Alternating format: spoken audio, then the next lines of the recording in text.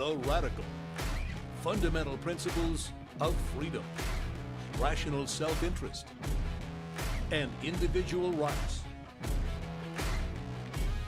This is the Yaron Brook Show.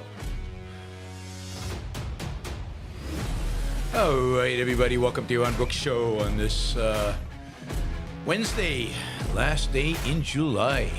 Hope everybody's having a fantastic week so far. I don't know. I might be a little low energy today because for whatever reason, my trainer today decided that he was going to try to kill me, or at least see how far he could push me without me dying, something like that. I survived. I'm here, but I am.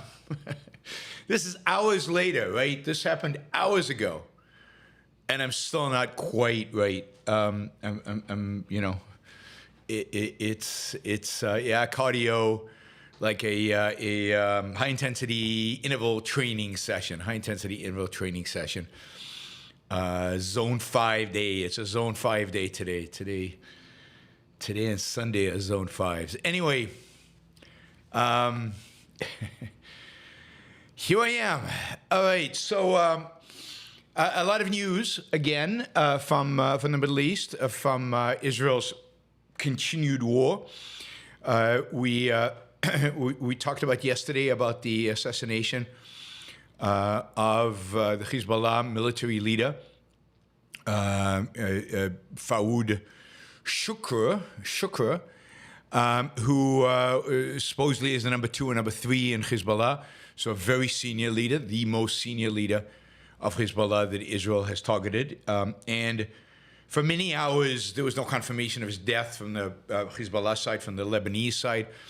But about an hour ago, they finally confirmed. I think what they did was they finally found his body in the rubble. And announced that he had died. So that was the first, and we talked about that yesterday, and that was in Beirut. It was an apartment building in Beirut, and one of the political implications of that is, Israel was asked directly by the Biden administration, by Europeans, nothing in Beirut. You can go to war with Hezbollah.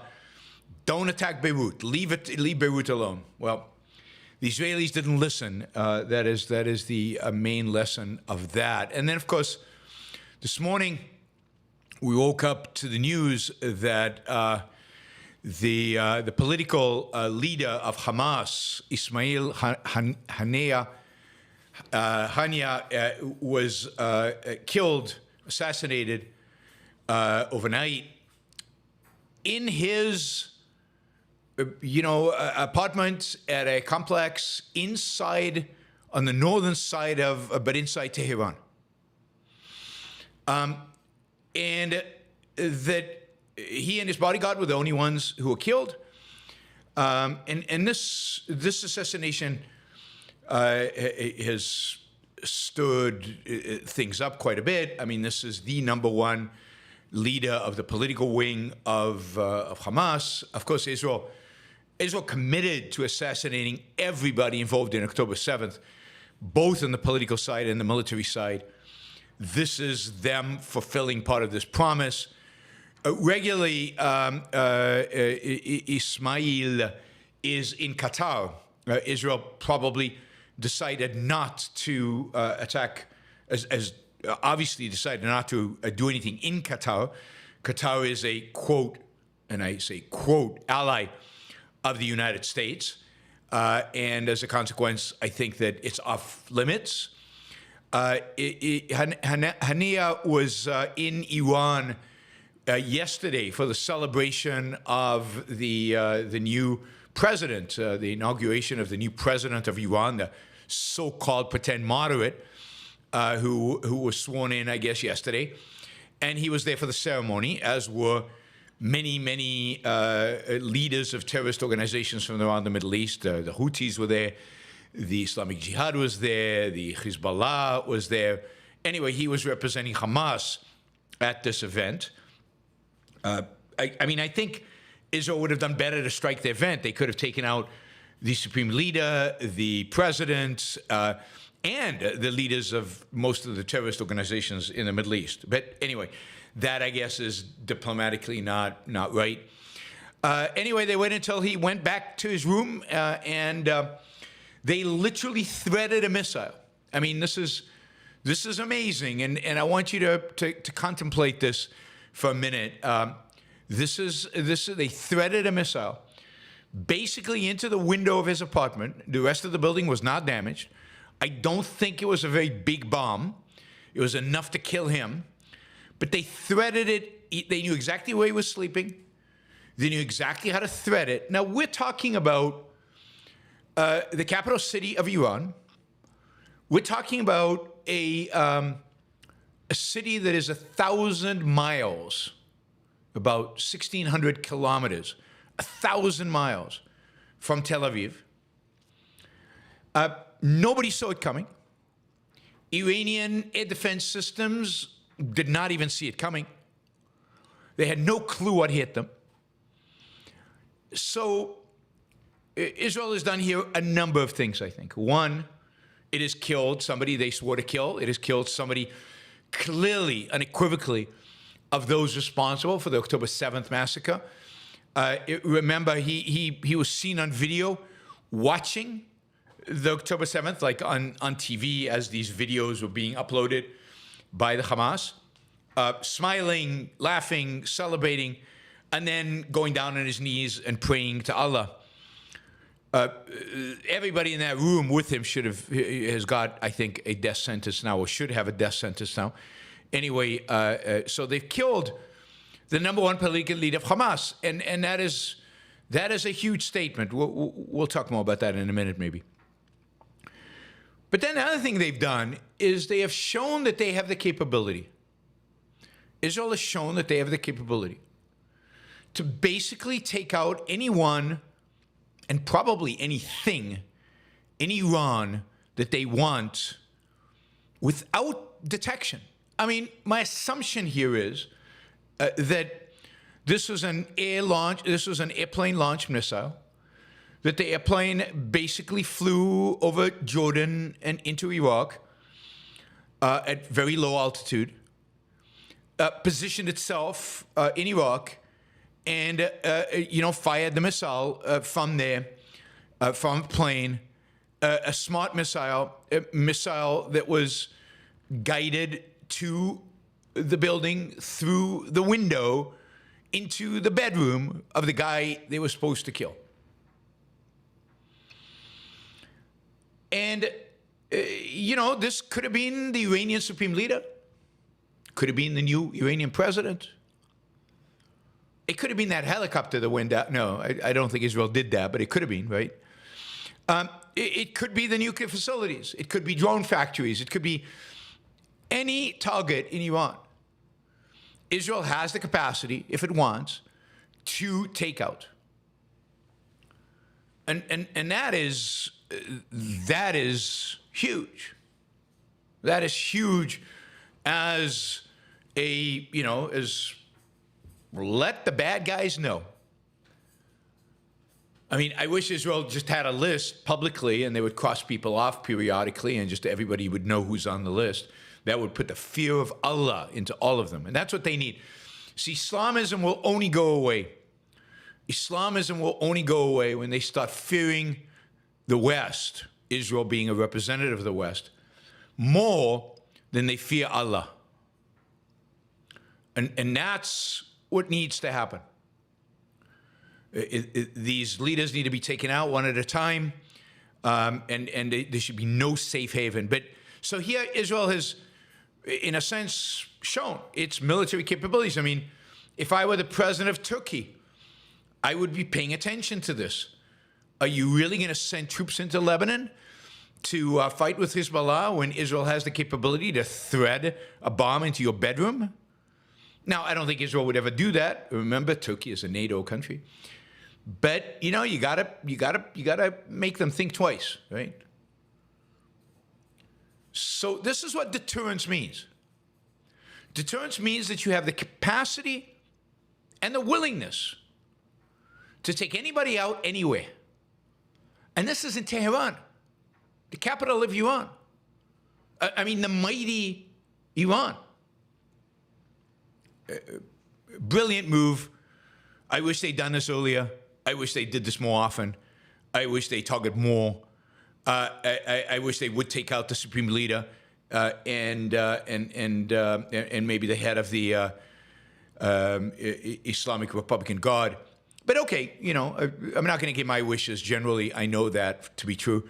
So I'll take this and yesterday's killing of the Hezbollah chief as steps in the right direction.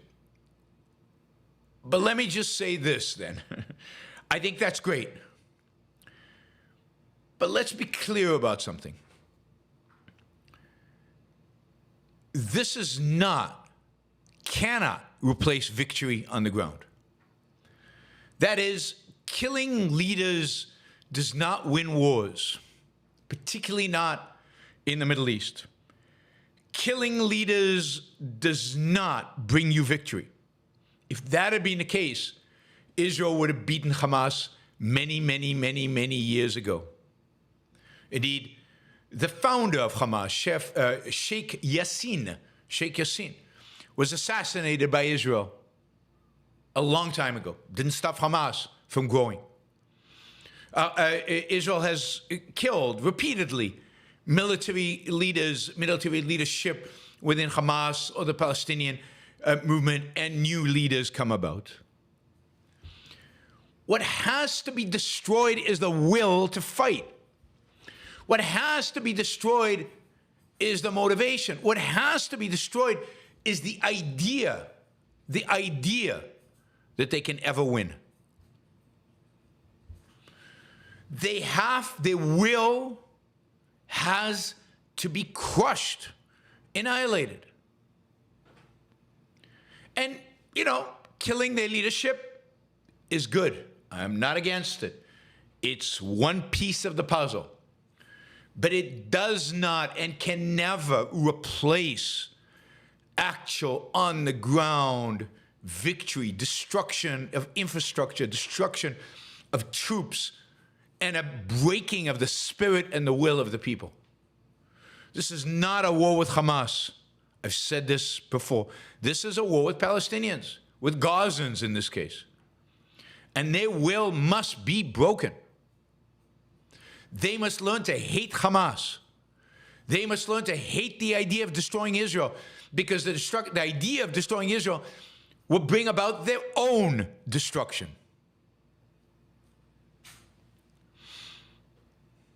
So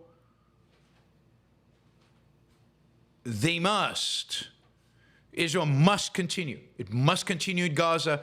It must continue military operations.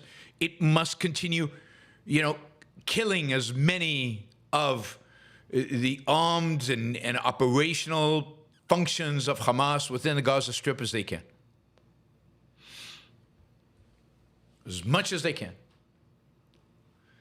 And it is the only way that they can win. Now, there's an excellent editorial today, and God, I mean, I'll talk about the Wall Street Journal in a minute, but this is in the Wall Street Journal. It's an editorial page, so the editorial page is pretty good, but the rest of it, I'll read you some headlines from the Wall Street Journal today. By Daniel Pipes, who I did a lot of events with after 9/11 and came to respect him quite a bit, and I thought he was quite good.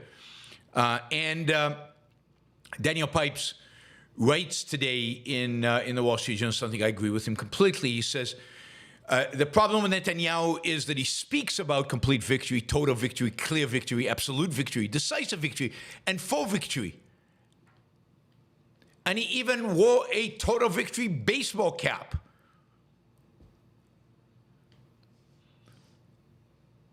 But that's all talking.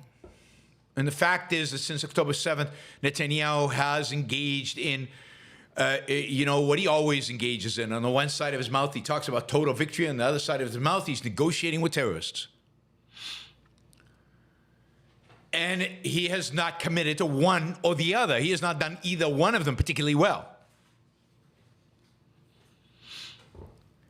And Pipes hopes in this editorial, and I join him in hoping, that the killing in Tehran last night is basically an indication that Netanyahu has chosen victory over negotiation.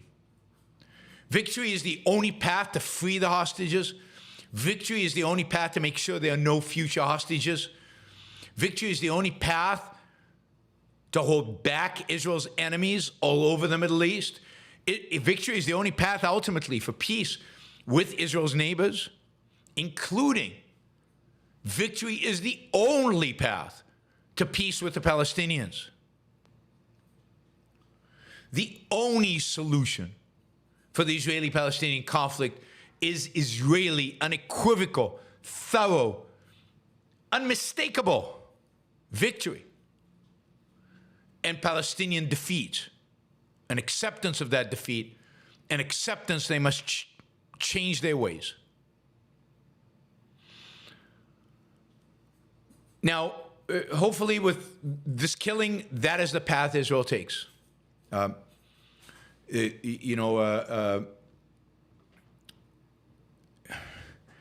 was, the guy who was killed yesterday, the Hamas terrorist who was killed yesterday, was basically the lead negotiator of the deal that is being negotiated right now as we speak. Still negotiations, I guess, are going on, or maybe they're suspended now that he was killed.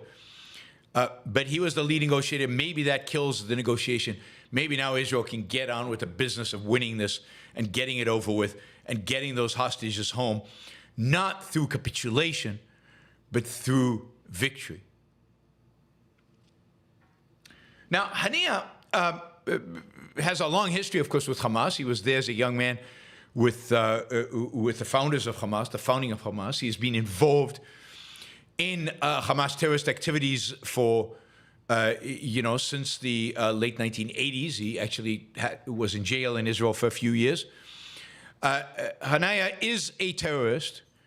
He is, the mastermind of presenting Hamas as a political entity while letting its military wing commit terrorist activity after terrorist activity.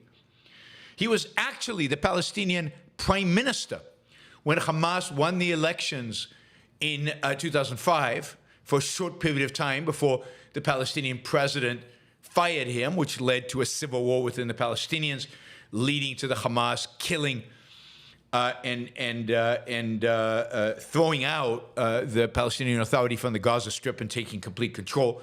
That was him.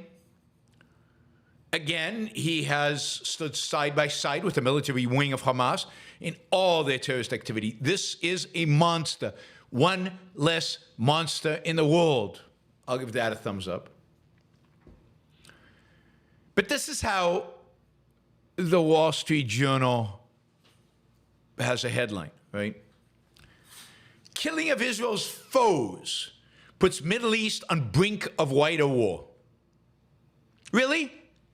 Or is the fact that Hamas killed 1,200 Israelis, butchered them, slaughtered them, raped them, tortured them on October 7th, what is putting us on the brink of a wider war? Or maybe, just maybe, I don't know. Maybe the fact that Hezbollah has been launching missiles into Israel since October 7th, killing Israelis, and then recently killed 12 children, maybe, just maybe, that is what is putting Middle East on the brink of a wider war. No, it cannot be. It cannot ever be that the terrorists are at fault. It cannot ever be that the Islamists are at fault. It cannot ever be that the Arabs are at fault. No, it's never them. They are, I don't know, kind of innocent. Certainly, if you believe in intersectionality, that's a must. The fault has to be with Israel. The fault has to be with the Jews. The fault has to be with Israel killing its foes. As if the killing of foes is out of context, came out of nowhere. And yeah, thank goodness, not God, but goodness or whatever. Thank freedom, thank civilization, that Israel is capable of killing more of its enemy than the enemy is capable of killing Israelis. Thank freedom, thank technology, thank liberty, thank freedom, thank civilization, that is true. But you don't do tit for tat. Oh, you kill one, I kill one. You kill two, 1,200, I'll kill 1,200. No. When somebody initiates force against you, you destroy them. There is no compromise. There's nothing short of victory that is acceptable. There is nothing short of the complete bringing to their knees of the opposition.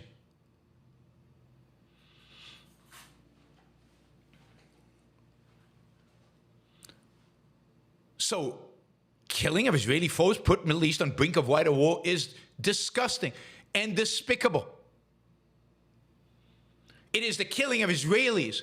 It is the unwillingness of Palestinians to live peacefully with Jews. It is the unwillingness of Lebanon to rein in their local terrorist organization of Hezbollah that is putting us at the brink of war. It is the irrational, immoral evil of the leaders of Turkey and Iran who support barbarism over civilization, who have dedicated themselves to the destruction of the state of Israel. They are the ones that are leading the Middle East to the brink of a wider war. Shame on the Wall Street Journal.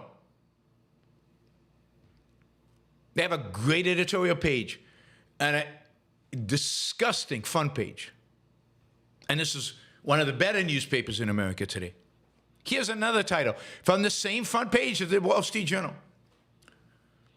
Strike kills Hamas's leading advocate of a Gaza ceasefire. Strike kills Hamas's leading advocate of a Gaza ceasefire.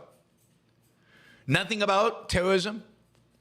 Nothing about the blood on his hands. Nothing about the nature of the organization. No. He's a peace-loving Palestinian who's trying to get a ceasefire. And evil Israel, those nasty Jews, go along and they kill him. How evil is that?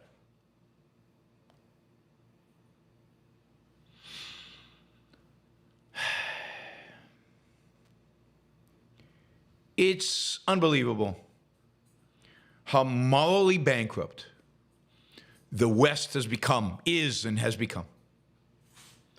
They cannot stand by its one representative, by its one ally in the Middle East. Our intellectuals would place themselves on the cross to be sacrificed for the sake of Islamism, for the sake of the enemies of civilization, for the sake of the enemies of America.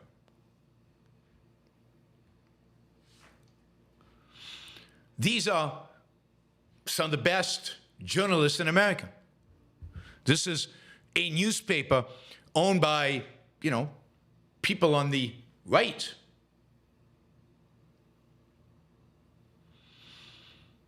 This isn't about selling newspapers. That's just a stupid rationalization. This is about the underlying ideas of the journalists and the editorial board, the front page editors of the Wall Street Journal. This is about making a statement about what they think about what just happened. This is the culture in which we live. A culture of defeatism, a culture that has no conception of what the fight is really about, has no conception of what's at stake, has no conception of the difference between barbarism and civilization. By the way, I'm reading a really good book. I'll have to talk about it. I just finished it, The Fall of Rome.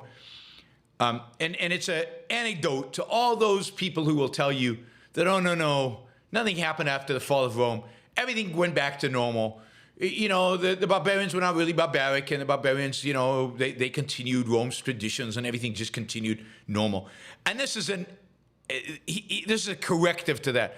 No, barbarism exists. Barbarism is barbaric, and it drives us backwards. And dark ages were dark ages. They were dark. And if we let these Wall Street journalists run things, if they are the standard, then dark ages is where this culture is heading. Really, really despicable. I mean, these are civilizational issues. These are people who want to kill us all. And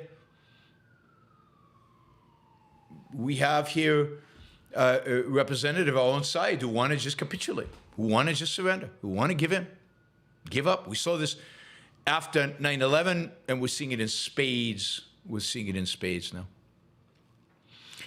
All right, everybody is still waiting with bated breath for what will transpire here.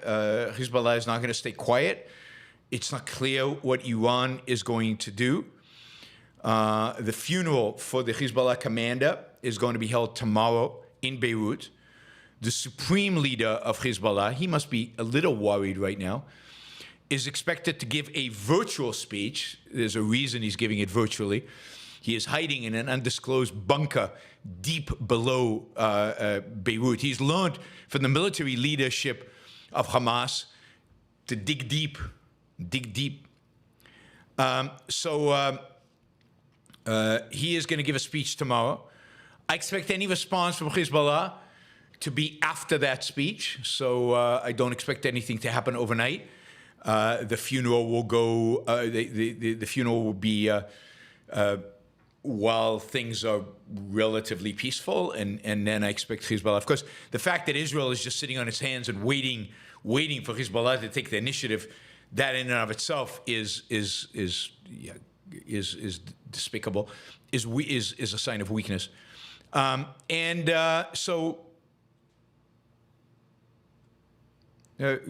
going to be interesting to see, what happens. There's also some reports that a senior general, probably not as senior as the initial reports suggested, of the Islamic Revolutionary Guard, was killed in Damascus last night as well. Or this morning. So a lot is going on. A lot is going on in the Middle East right now, and I expect in the very short run a significant expansion of hostilities, of the war, and we'll have to see where all of that ultimately takes us. But there's no question that it's going to be very tough on Israel, given the abilities that Hezbollah has, and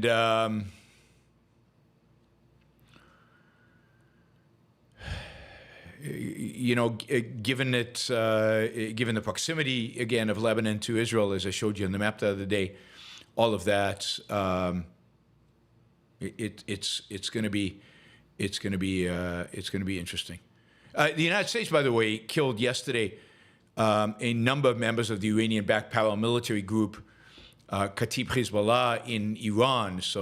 In Iraq, as partially as a response to attacks on Americans in Iraq and in Syria. All right, let's see. Something else I wanted to say about all of this.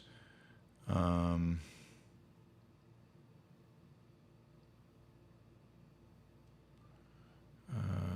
guess not. All right.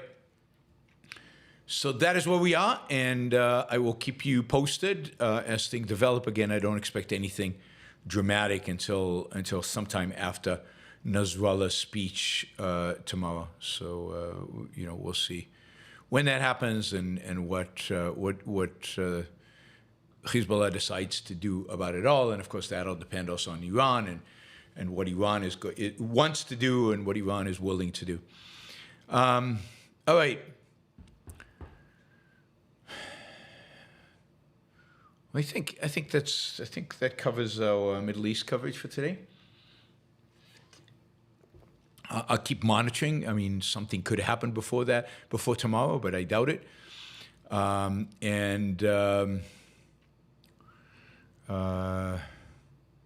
we will see. All right, let's see. Let's talk about this story. All right, so a study has been done, and please, some of you know who you are. Plug your ears because you might not want to listen to this. A study's been done about the amount of taxes that illegal immigrants actually pay in the United States. Both in terms of federal taxes, state taxes, Medicare taxes, and Social Security taxes. And it turns out that in 2022, illegal immigrants paid $26 billion into Social Security coffers in 1 year. Now, it's important to note that illegal immigrants don't get a cent back. That is, that $26 billion is going right into the pockets of Americans who do get Social Security, who are citizens, who are legally here, and that the illegal immigrants will not get a dime of it. The same is true of the $6 billion that year that went into Medicare. Again, illegal immigrants do not get Medicare, so they will not see a dime of that money. In addition to that, this is interesting, in addition to Medicare and Social Security, illegal immigrants paid $96.7 billion, or about $9,000 a person, in taxes in 2022. That is really high. Probably because they don't want complications. It's very likely that they just fill out the simplest form. They take as few deductions as possible, and they just pay their taxes. They don't game the system because they're afraid of being caught. So the reality is that illegal immigrants are paying a dramatically higher rate of taxation than anybody in their equivalent equivalent income level. Of the $96.7 billion, $59.4 billion went to the federal government, $37.3 went to the state and local authorities, these are significant amounts of money, and they indicate that it turns out, shockingly, I know for many of you, that illegal immigrants actually come to the United States, they work, and they pay taxes. And making it harder to employ them is just going to make it harder for them to find jobs and make it harder for them to earn a living and actually reduce the amount of money Social Security can collect and reduce the amount of money you will have available to you when you turn, 62 to 71, where you can collect where you can and might want to collect Social Security. All right, let's see.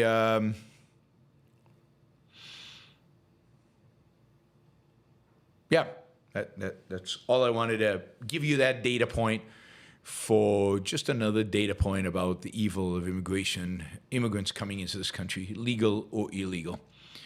Obviously, very few illegal immigrants actually being paid under the table. It's very difficult for employers to pay people under the table. They get into big trouble if they do. So obviously, they're paying a lot of taxes because they're not getting money under the table. They're actually paying their taxes. If they got paid in cash, then they wouldn't be taxed. And then there wouldn't be all these tax revenues. So, yeah. All right. We talked about Project 2025. We've talked about it several times.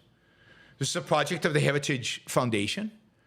It's a project that has basically put out there this massive document of position papers on pretty much, not everything, but a lot of the issues facing America.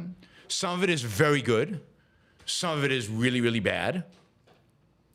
But what's unique about 2025 is they've come out with This is what we stand for.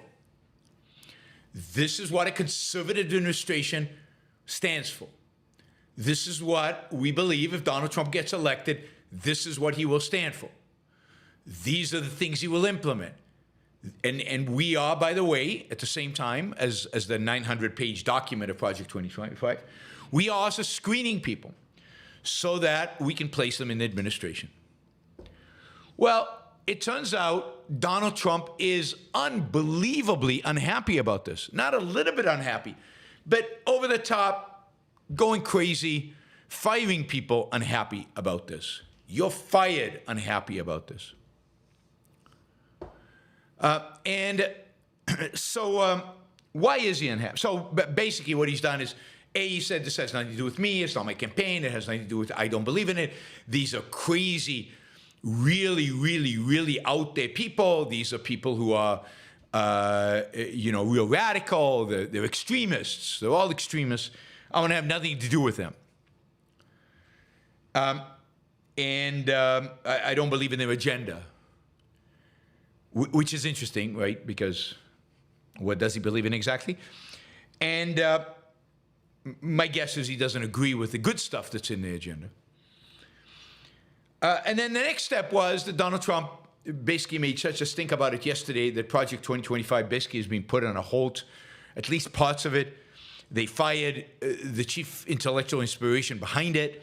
Heritage Foundation has fired him. They've dissolved, I guess, some of the functions within Project 2025.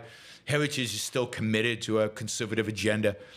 But then, the Trump campaign yesterday put out a statement. President Trump campaign has been very clear for over a year that Project 2025 had nothing to do with the campaign, did not speak for the campaign, and should not be associated with the campaign or the president in any way. Reports of Project 2025's demise would be greatly welcomed and should serve as notice to anyone or any group trying to misrepresent their influence with President Trump and his campaign. It will not end well for you. Now, why? Why is this going on? This is a massive split within the MAGA. Project 2025 was a MAGA project. I mean, J.D. Vance wrote the foreword to the 2025 book. This is what national conservatives, MAGA conservatives wanted, Project 2025. And yet, Trump is running away from it and actually actively undermining it. And as I said, the project's demise is before us. Well, I mean, there are two reasons for this. One, what Project 2025 has written is just not popular with voters. At least not voters' understanding of it. As I've told you many times, voters are not interested in eliminating the Department of Education. Voters are not interested in actually shrinking the role of government, including conservative voters. They don't want it. And it's just hurting particularly independents and some Republicans. It's hurting Trump. But I think the fact that Trump wants to be able to quote voters, and he wants to be able to say to voters whatever he wants to say. He wants to be able to tell voters whatever he wants to tell. By the way, Project 2025 did not address Social Security and Medicare for exactly this reason. They didn't want to offend voters. It turned out that even that wouldn't take. 2025 is also quite theocratic, negates the separation of state and church, and Trump is trying to diminish the whole abortion issue. He's trying to not make a big deal about religion, although he did choose J.D. Vance as his VP, so that's not exactly consistent. So we've got the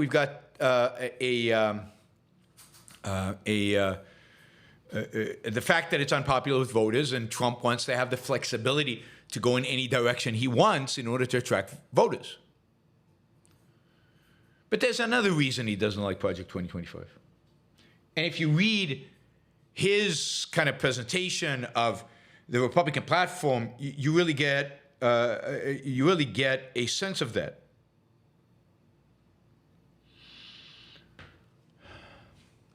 That what he doesn't like about it is it's a bunch of principles. It actually has some internal logic. Not that I agree with that logic, but it has some. It actually lays out clear positions. Trump is more than anything else anti-principles, anti-ideas, anti-programs, projects, plans, strategy. He's a pragmatist. You do whatever you can, whenever you can. You lie, you cheat, you steal, you do what you have to do in order to get what you want to get. So, Trump doesn't want to be limited by principles. He wants a free hand. And I think he actually finds principles disgusting, offensive, horrific. That's who is probably going to be the next president of the United States. Somebody who, on principle, is opposed to principles of all kinds. The worst pragmatist who's ever been president of the United States. He's probably going to get a second term. Anyway, Project 2025, at least in this incarnation, seems to be on its death throes. All right, our financial masters today are meeting in Washington, D.C. to decide on what they think interest rates should be. God forbid the market should decide what they think it should decide and how much money we should have and how they are going to manipulate markets today. They are meeting now as we speak. They'll make an announcement soon. I can tell you my expectation is that they will not cut rates, that they will keep rates the same. They will indicate that they probably will, but might not, but they probably will cut rates in September, which I think they skip August. I think September's the next meeting. But the expectation is that they keep interest rates unchanged. They keep them where they are. Indeed, in Europe today, the inflation number, the equivalent of CPI, actually came in higher than anybody expected, and I think that is still a warning sign. It turns out that I predicted something that has already happened. That is, the Fed has already announced that they are keeping interest rates unchanged. This surprised nobody except Edward. I mean, if you know anything about anything, this was not surprising. And our overlords, our financial overlords, will make a decision about interest rates again in September. If everything stays on track, then you can expect interest rates to be cut by a small amount in September.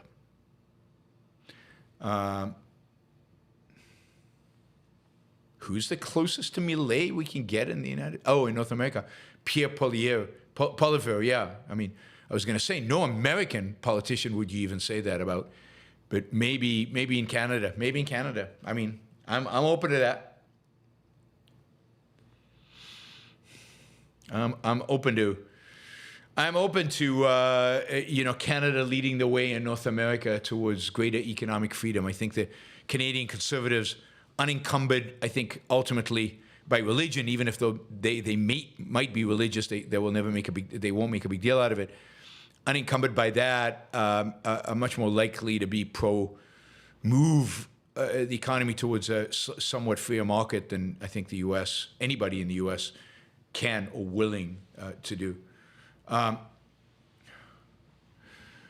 right, let's see. So yes, the Fed left rates unchanged. That's waiting. Okay. We've been talking a lot about, on the show, we've been talking a lot about electric cars. And there was a story today that I thought was interesting. I've been talking about the expected dominance of Chinese electric car makers in global markets, that they are going to dominate global markets in terms of electric vehicles. And today I read, I guess they announced this today, that Uber and BYD is the dominant electric car manufacturer in China. They've just announced that they are going to cut a deal where drivers on the ride-hailing platform will get pricing and financing deals for the Chinese company's electric car, starting in Europe and Latin America. Now remember, the electric cars the BYD produces are already incredibly cheap, and now they're going to get pricing and financing that's even lower. They also plan to develop autonomous capable vehicles for the Uber platform so that Uber can roll out ultimately its driverless cars as a ride-sharing thing. And, they expect this could bring 100,000 BYD cars to Uber. They're doing this in spite of the fact, and this is how confident BYD is, in spite of the fact that China is dramatically raising tariffs on imports of Chinese-made electric cars. But they're so cheap that even with the tariffs, they're cheaper than anything that the Europeans can build. China continues to dominate this space. It continues to strategically position itself. It continues to make inroads. It's already, I think, going to be the dominant player in Latin America and in Southeast Asia. It will make inroads into Europe. I think in the U.S. it's going to be trickier because of how much more inclined we are to place trade barriers before them. Last year, BYD exported more than 240,000 cars to 70 different countries. They expect to export double that amount this year.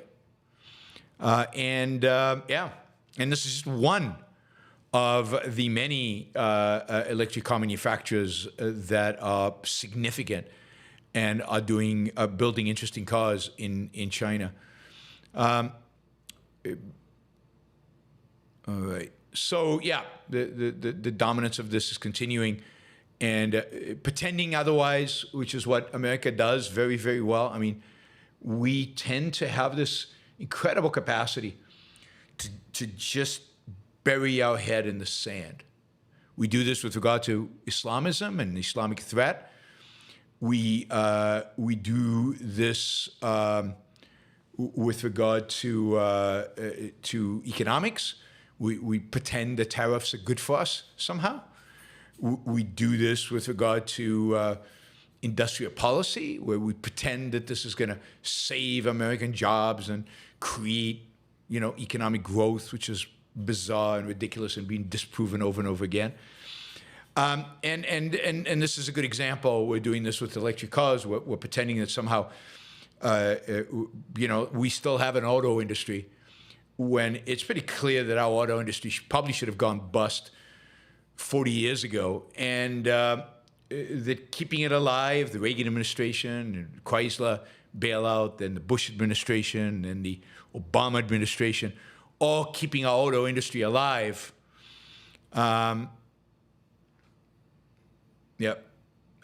would be what the best thing for American auto industry is to get rid of the regulations, which make it impossible, for example, for an American auto company to specialize in SUVs, because they have to have some kind of average gas efficiency number. So they can build SUVs, but then they have to build that are gas guzzlers, and then they have to build small cars that are gas efficient and average it out.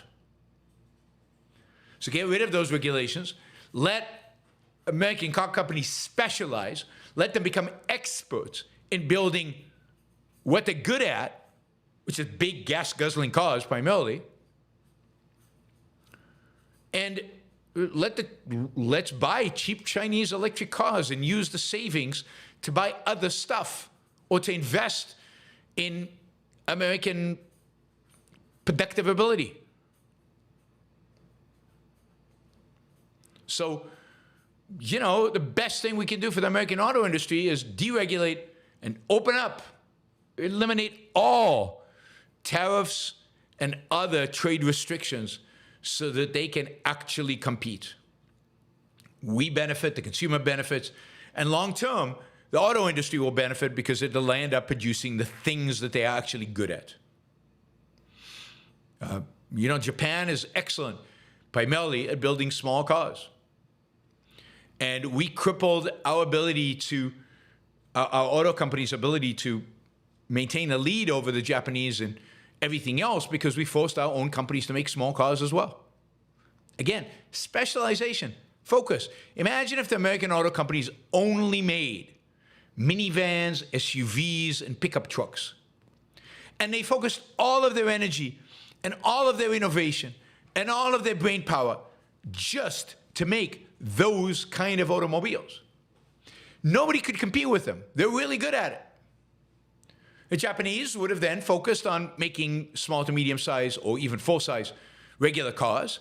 Germans would specialize, as they do, in making luxury cars. And everything would be fantastic.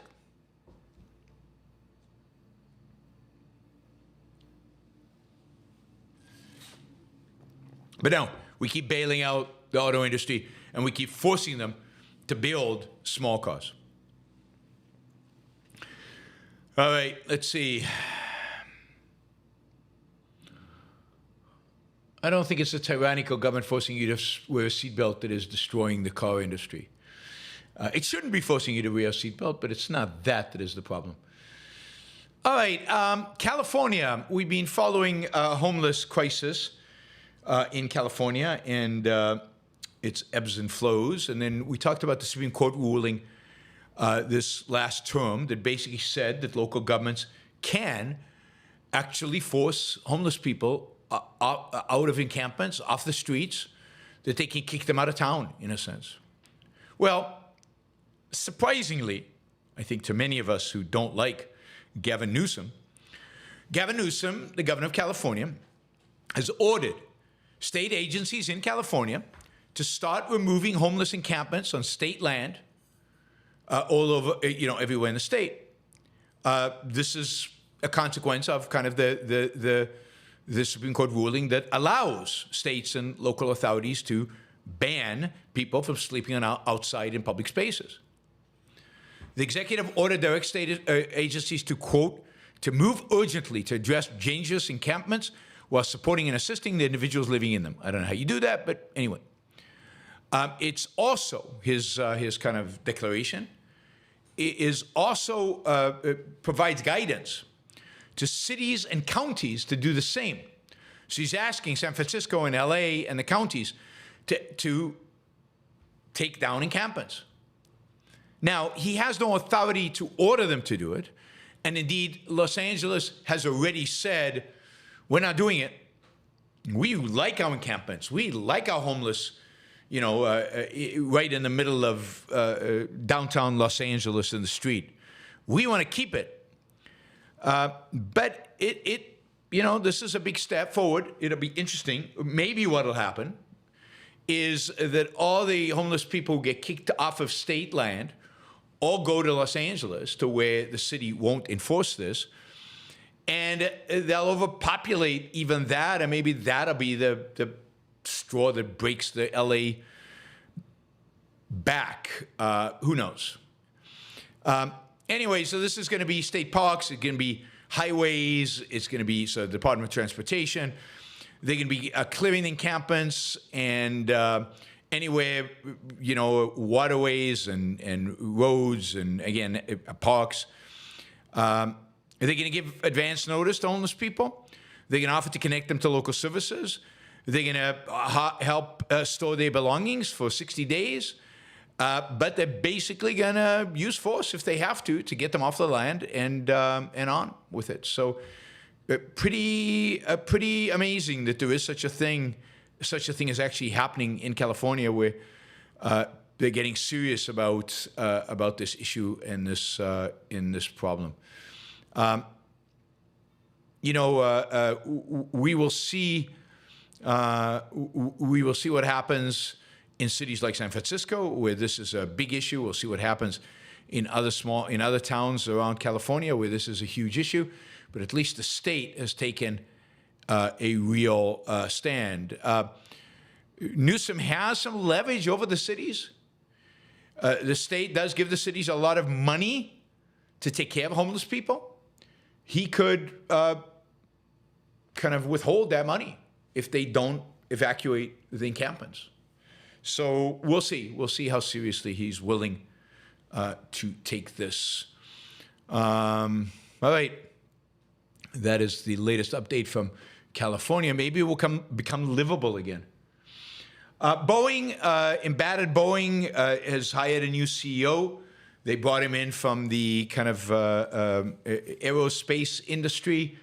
So somebody who has a track record, very experienced. He's 64 years old, so he's obviously they're not planning on him being the long-term CEO of Boeing, but he's supposed to bring stability, reassure passengers, reassure airlines, and get back to, I think the idea here is to try to get back an engineering culture in Boeing and bring back kind of a renaissance in Boeing. So this will be interesting to watch. Obviously, Boeing has gone through quite a bit, and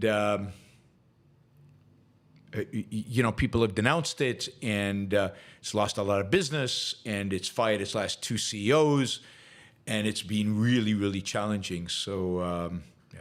Enric says Newsom is preparing to run in 2028. Yes, I was going to say that. I forgot. I mean, there's no question. A lot of this toughness is he needs California to be clean by 2028 if he wants to run for president. He needs to get his act together. He needs to balance the budget. He needs to figure out how he's going to do tax revenue. He's going to have to clean up the homeless problem, deal with those places where crime is rising. Property crime in particular, like the shoplifting. I think you'll see Newsom get tougher on that, and urge cities in California to get tougher on that. I think he's going to, over the next 4 years, going to really aggressively move to the center, particularly if Donald Trump wins, and that means that the Democratic nomination is completely open. That is, it's open to anybody, and Newsom would obviously immediately be a leading candidate for that. I mean, Newsom does occasionally veto really bad leftist bills coming out of the House and Senate. Nowhere near enough. But he does sometimes do this. All right, on the less newsy but more fun side of things, I was sent this link to something called enhanced.org. And what enhanced.org wants to do is create an Olympics, basically a international competition, but for athletes that are enhanced. It's called enhanced.org, i.e. athletes that are using the latest biological knowledge, whether it is steroids or whether it is other types of drugs, or whether it is just I don't know, other forms of performance-enhancing technologies that are safe. And what they're saying is they want to, let's see how fast we can actually be. Let's see how many world records we can break. They say, welcome to the Enhanced Games, the ultimate demonstration of what the human body is capable of. I think this is fascinating. They say the world's best athletes enhanced. And they say when 44% of athletes already use performance enhancements, it's time to safely celebrate science. safely celebrate science. I don't know if this means augmentation as well. And what it is, they have a little thing about, first of all, they're going to pay the athletes. They have a thing about science is real. It's real and it can be safe. This is all going to be required that the enhancement be medically supervised. They'll have approved substances with regular clinical supervision. They'll have prohibited substances that are either unhealthy or what they call against the spirit of sport. These are going to be incur significant harms to self or others, involve irreversible body modifications, are highly addictive. That's good. I like that. The unhealthy part is lack of demonstrated health benefits, are classified as USA Schedule 1 or UK Class A drugs. And so what is performance enhancing, according to them, refers to substances that enhance speed, strength, endurance, and competition preparation, provide auxiliary support regulating the effects of a primary substance during after a substance cycle, accelerate recovery from injury or illness, optimize health after extreme effort, that is competition, training camps, or exhibition. I mean, it is a little ridiculous and somewhat arbitrary that there's certain drugs that athletes can take and certain drugs that they cannot take, certain things that they can do if they get injured, certain things they cannot. I mean, what they're saying is, if it's healthy, if it's not unhealthy, and if it's not going to do harm, why not? Why is it cheating? It's not cheating. Any more cheating than, you have scientists designing your workout routine. There's nothing cheating about this. This is science-based. Let's make the human beings better, stronger, more effective. It's not cheating at all. It's only cheating when it's banned and then you use it in spite of being banned. Okay, then it's cheating, because when you sign up for sport, you sign up under certain conditions. One of those conditions is you don't use banned substances, and that's fine. And then it's cheating if you do, because you're violating a contract. But if the contract's different, they'd actually argue that this would be safer. This would be healthier, because you'd actually give your patient, recovering and stuff, the best drugs and treatment available, not the ones that won't be, caught by the screeners.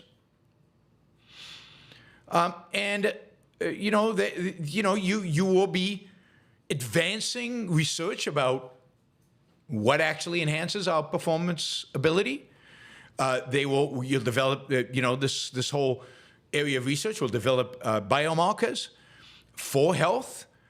This could be enormously beneficial in terms of advancing research, advancing thinking, and advancing monitoring of health-enhancing treatments. So I think this is fantastic. I mean, I love this. They're going to pay the athletes. So elite athletes today live in poverty. 58% of them are not financially stable because they have to practice. They don't have time for regular work.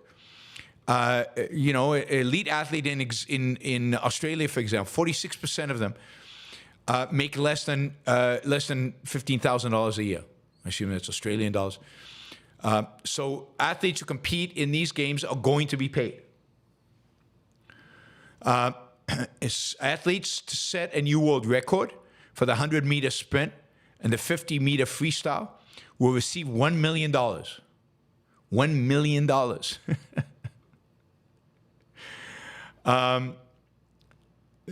And other world records, I guess, will receive small amounts, but $1 million. Anyway, they're arguing that they're reinventing sports.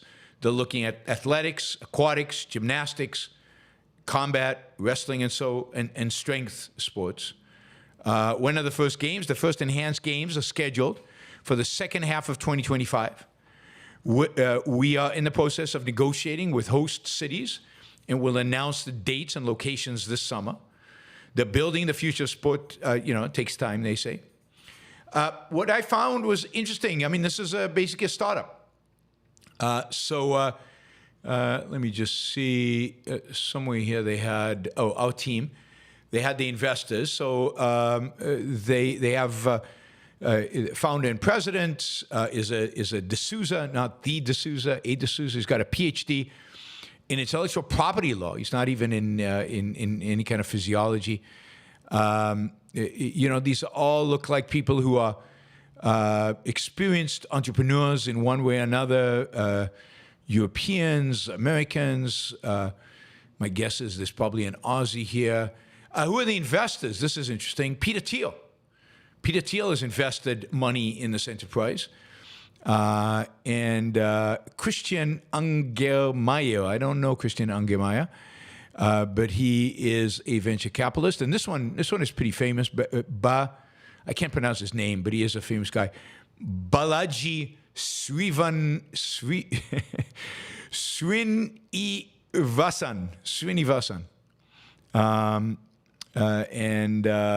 He was the first chief technology officer at Coinbase, and a graduate with a PhD from Stanford University. So, yeah, this is good. They have a scientific and medical advisory board. There was a guy. Let me tell you the story, and then we'll go to your questions. There was a philosopher that I met years and years and years ago, more than 10 years ago, I think. And he gave a talk at a Mont Pelerin Society meeting. And his talk was basically, remember, he's a philosopher, he's an expert in ethics. His talk was, it is our ethical responsibility to make ourselves the best that we can be.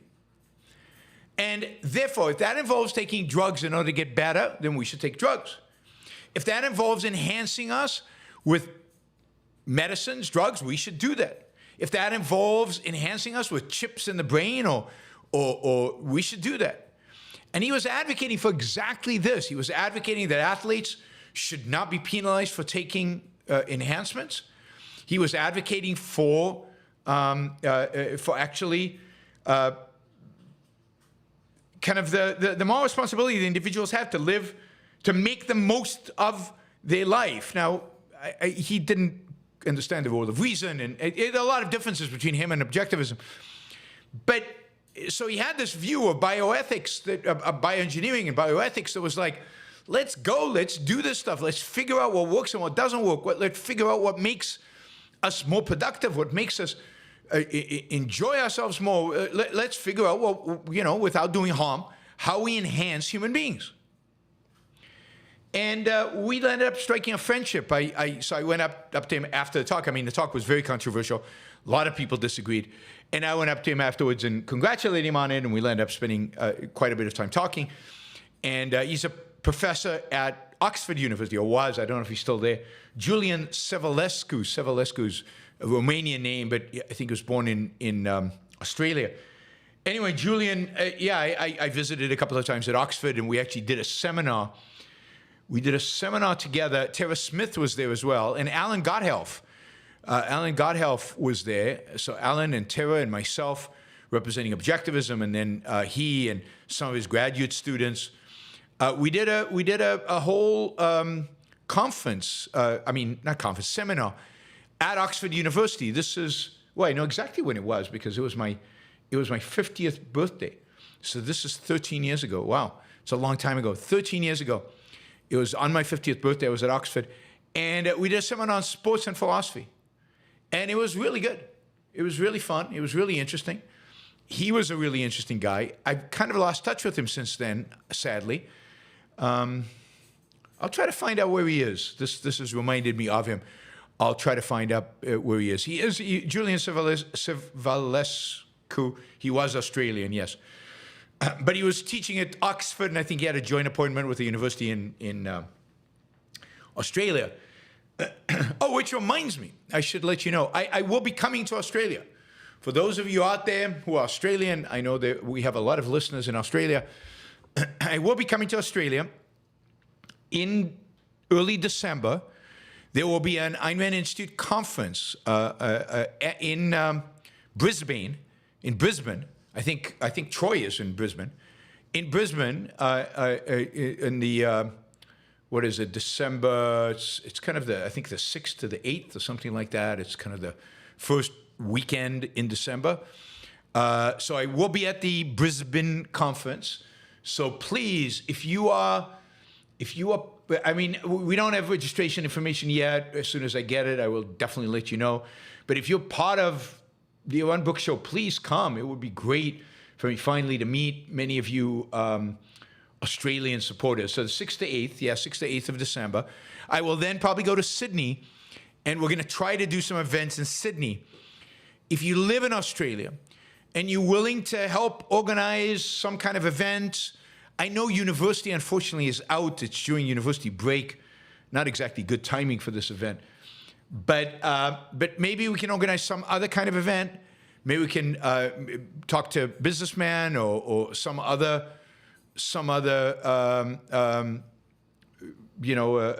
group. I am game. So any kind of events, just a meetup, a hangout, whatever you want. Basically, think of 9th and 10th in Sydney for events. So 6th to 8th in Brisbane, 9, 10 in Sydney. Or if you tell me don't come to Sydney, let's go to Melbourne, I'll go to Melbourne. All right, let's see. Let's take your questions. This is when I remind you guys that this show is supported by listeners like you. The show doesn't exist without the financial support that you provide. I'm not independently wealthy and cannot just live off of whatever savings. So I live off of your supports and your help. So thank you for all of you who are supporters of the show already. Those of you who are not, please become supporters. Those of you who are, please consider to increase your support. I am eager to get more people signed up on Patreon or on PayPal. Patreon is good. So please consider supporting the Yaron Brook Show on Patreon or on PayPal. We also have sponsors, and we have a new sponsor, brand new sponsor. John Barbun is a expert on he owns a what do you call it? A supplements company. He and his business partner have spent the last 25 years developing dietary supplements, weight loss and muscle building workouts and diet programs. He is a regular listener to the show. He is one of my early and best supporters from the beginning. From when we started doing Super Chat. We started really not Super Chat. He supports the show through PayPal and has been involved from the beginning. He has created a YouTube channel to teach people how to take ownership of their own health and fitness, make the most rational decisions that will have the biggest impact on overall health, distill and simplify all of the diet and fitness info online, and make it easy to take action without becoming, OCD and down the rabbit holes of the various people like Atiyah and Huberman and Rhonda, Patrick, and on they go. So this is supposed to consolidate that information, synthesize it for you from the perspective of a rational thinker and somebody with a lot of experience in the field. Of course, I have no opinion about the advice they provide. I am not in this realm, but John, is again been a supporter of this show for a long time, a huge fan of Ayn Rand. I've enjoyed my interaction with him. John is the guy, if I can tell you the story. John is the guy whose life I kind of saved when I kept bugging him to do this human longevity thing and go and get a full-body MRI.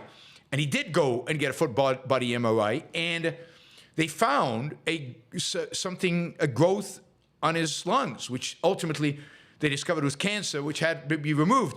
But he had no symptoms. And if he had waited even a month or two beyond that, he probably would have lost his lung. And if he'd waited even further than that, he probably would have lost his life. So try him out. John Boban, it's called Fi Life. John's link is broken. I don't understand how to do links on YouTube. On links to these things. Yeah, I see it's broken. I don't know why. All right, I will fix the link. I will fix the link, but you can look under John Boban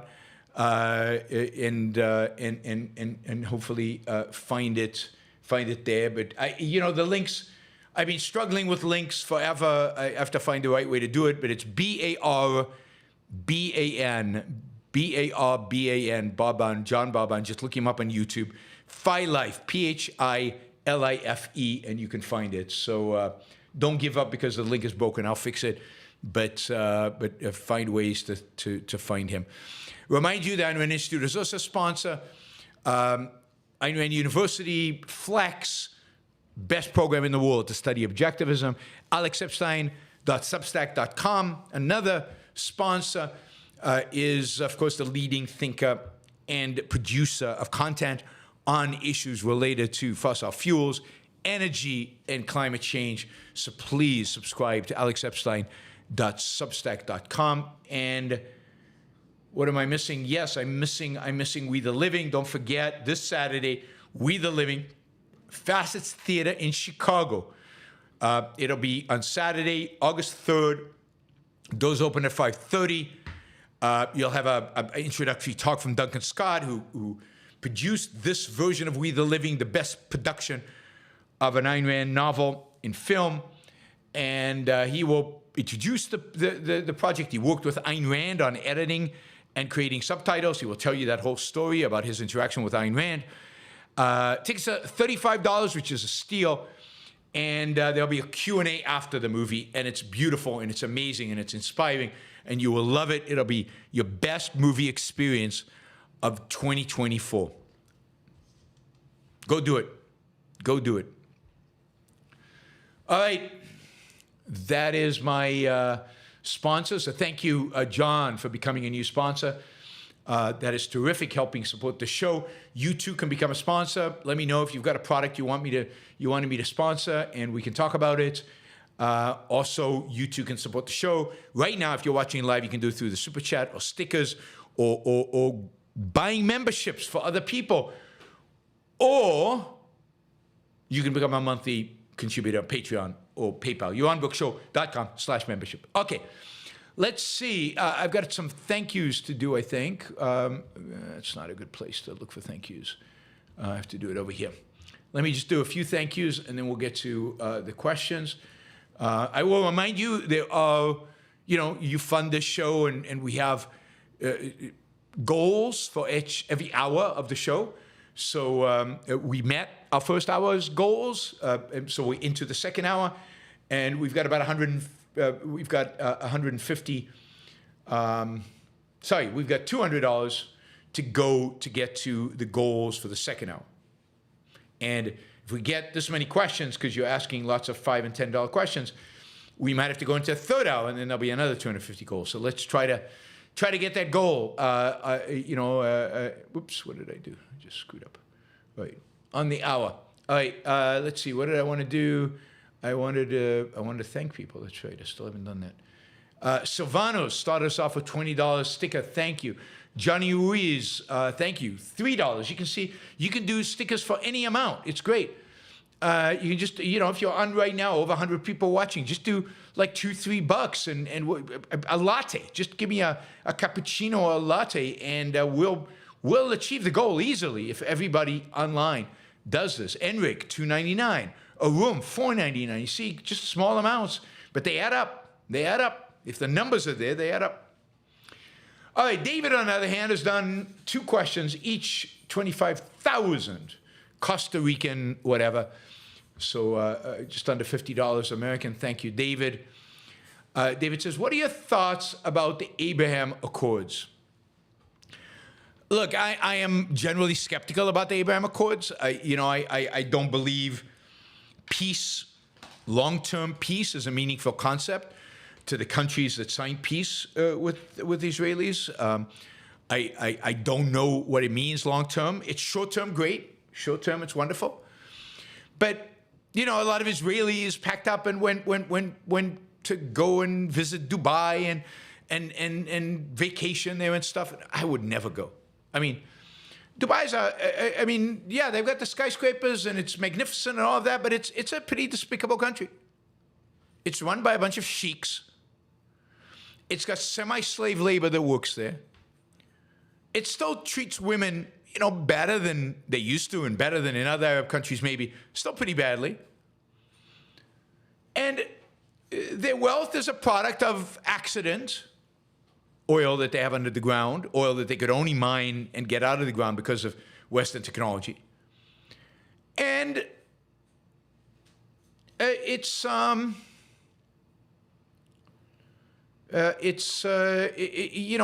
they could flip and become solidly anti-American, anti-Israeli tomorrow. They don't think that, Israel's giving them technology. The United States is selling them the latest weapon systems. Really? These people should be getting the best weapon systems in the world? So I think Israel is right to sign them. Do it. Israel is a small country in a big place that's full of hostility. If you can buy some time, if you can get some, breathing space, if you can, even if it's only short term, do it. Absolutely do it. But do it with open eyes. Do it knowing who you're signing the deal with. Do it knowing that you are going to have to be on your guard. Do it and still restrict some of the technology you sell them. Do it prepared to see it all unwind. And that would be the same as if Israel signs a peace deal with Saudi Arabia, which I think will happen no matter who wins this election. I think Israel will end up signing a peace deal with Saudi Arabia. Ultimately, it's in the Saudis' interest to do that because, again, they want the technology, they want the goodwill that comes with it. They want, which they have now, the American security guarantees. They want a lot of stuff, and they want to position themselves as the leader of the moderate Arabs in the Middle East, and this will give them that. So I think Israel would sign that, but it has to be very wary and watch and be careful. And as Saudi Arabia becomes even richer than it is, if it does, it's got to watch it. It's got to watch it. Have they really given up everything about Wahhabism? Is the Wahhabi sect really gone? The Wahhabi sect that believed that Israel should be wiped off the face of the earth, is that really gone? Now, they're not teaching it in schools anymore in Saudi Arabia. They've improved on that realm. So is the UAE. But is that because they really don't believe it anymore? Is that tactically short-term? Remember, in Islam, there is such a thing as signing a peace deal, but it's not permanent. It's until you gain strategic advantage. Peace can give you time to gain that strategic advantage.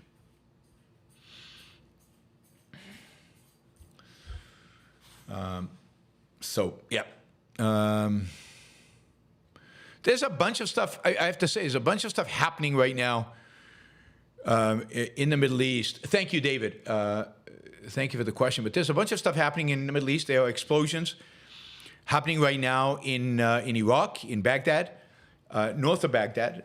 Not clear who is doing what to whom.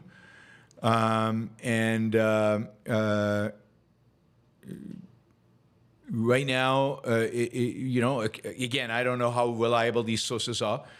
So one is lots of reports circulating regarding an incident near Baghdad in eastern Iraq, with some claiming aircraft were heard over the city, followed by several explosions, while Iranian-backed channels are claiming that oxygen canisters exploded in a building, causing a fire.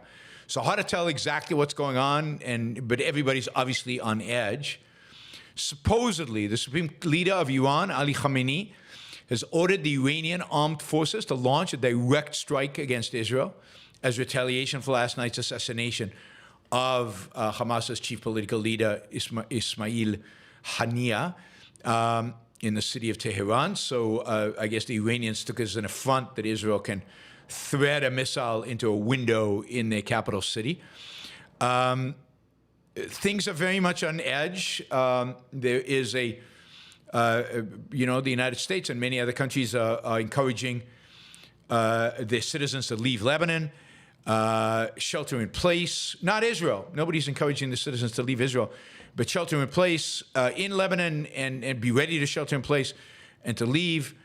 Again, I don't expect anything in Lebanon to happen before Nasrallah, the head of Hezbollah, speaks tomorrow after the funeral, during the funeral of the number 2 or 3 in Hezbollah that Israel just took out.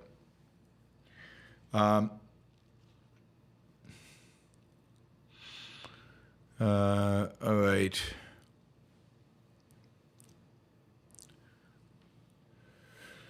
I mean, it is possible that what you'll see is an attempt to coordinated attack by Iran, Hezbollah, and the Iranian-backed groups across the region, from the Houthis to the Iraqis.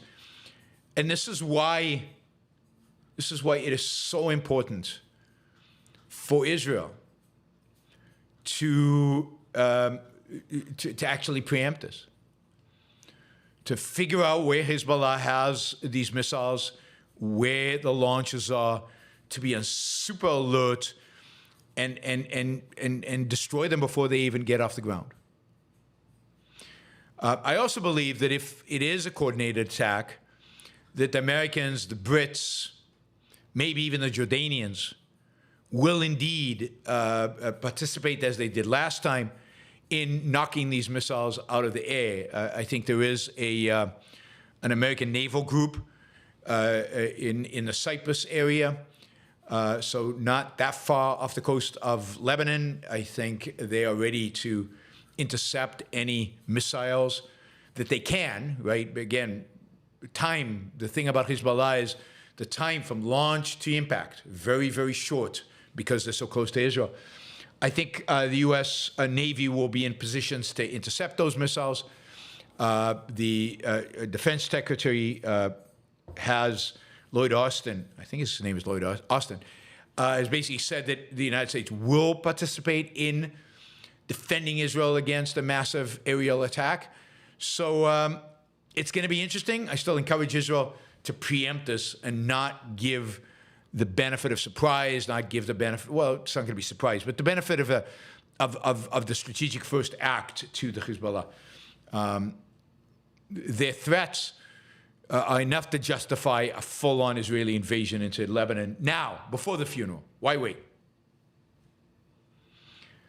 All right, David also asks,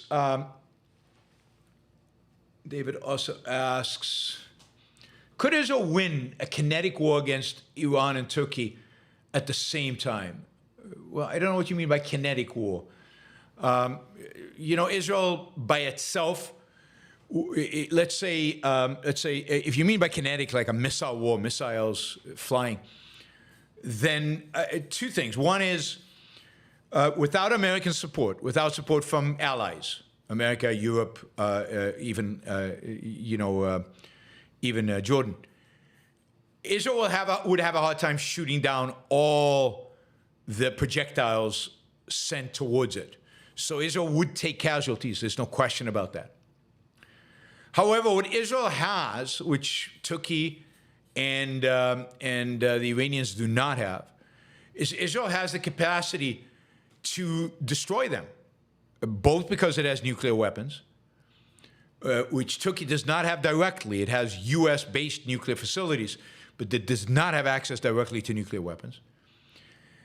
And because it has the capacity to reach Iran, for example, fly over Iranian space, and destroy basically whatever it wants to destroy. Now, it's not easy.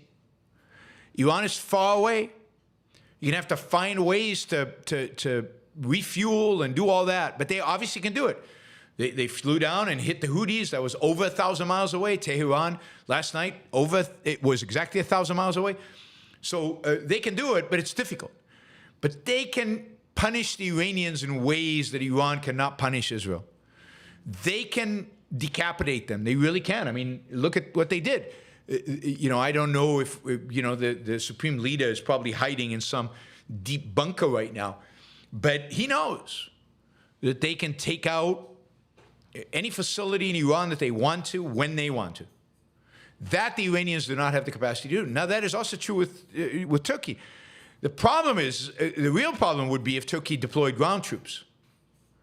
But, and it would be, but I don't think Turkey would, only because it would put them in opposition to NATO in a way that I don't think Turkey could afford it. Remember, Turkey has a struggling economy. It has high inflation. It's struggled economically over the last few years. Erdogan, it doesn't cost him much to talk. Action is costly. And could Israel cripple Turkey's economy? Yes. Yes. Could Israel completely destroy the Iranian economy? Yes. Imagine if Israel did to the Iranians what they did to the Houthis. That has destroyed their entire oil exporting capability, which Israel could do.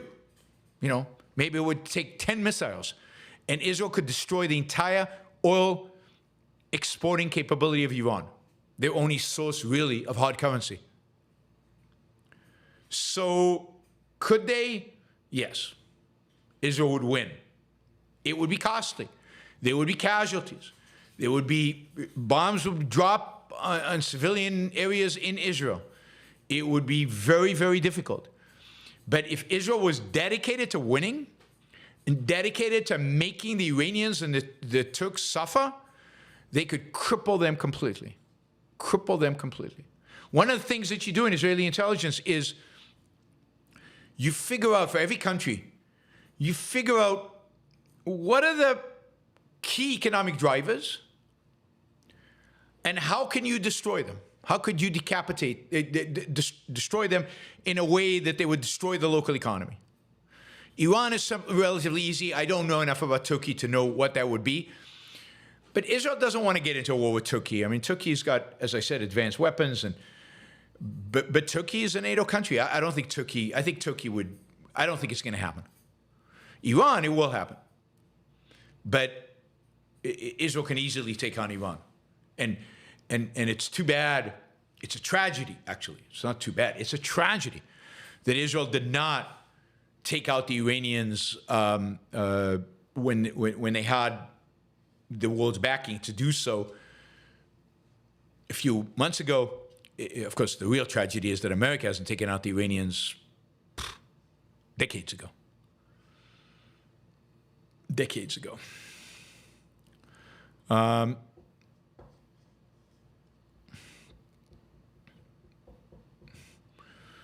There's good reason to believe that basically every U.S. NATO ship in the Mediterranean right now is heading towards the coast of Israel and Lebanon. So, all right, Tom. Did the British benefit from exploiting India, or did it backfire? I've heard arguments about the economic strain of maintaining colonial rule, the moral contradictions, etc. What's a good way to look at the whole situation to really understand it? Yeah, I mean, first of all, it's very difficult to do a kind of a net, an economic net benefit, net cost analysis, because there's so many moving parts, and there's an alternative history where it could have been done better. But I believe that overall, the British lost. They lost treasure. I think that the latest research shows that British colonialism, British empire, cost much more than it benefited the British. It cost them all authority. It cost them lives. It diverted unbelievable resources, human beings, minds, productive energy, away from, let's say, building up the UK, building up Britain, and instead were diverted to administrating colonies all over the world, in particular India, which was big and complicated and complex and involved a lot of strife and a lot of violence. So I would say that the British colonial, I'd say empire generally, is, well, I shouldn't say that. Empire, the British Empire, and I think the Spanish Empire, and I think that's true of really all the empires of the 18th, 19th century, were not cost effective. And were not consistent with capitalism. Certainly not consistent with individual rights. And they were handled badly and done poorly. That doesn't mean they didn't benefit the local societies. They did to some extent, but they also hurt them. Is India better off today for having been colonized? I don't know. And it's hard to tell how you would even begin to answer the question, particularly given that you don't know what the alternative scenario would be. Now imagine an alternative scenario in which what the British do is trade with these people. Imagine if what the British actually did is establish trade relationships. And instead of occupying territory, provided technology, provided help, in some cases provide capital, and some forces involved to make sure that stuff wasn't stolen, that pirates didn't take it, that once if the British invested on a particular land, that contracts were enforced and things like that.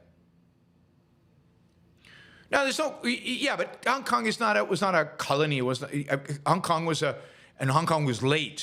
Hong Kong is a 20th century phenomenon.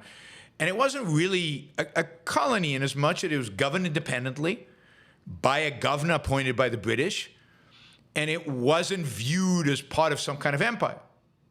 So Hong Kong was very different than the rest of the British Empire. But imagine if the Brits approached the world, and the Dutch, and all of these countries, all of these empires and colonizers approached the world as opportunities for investment and trade.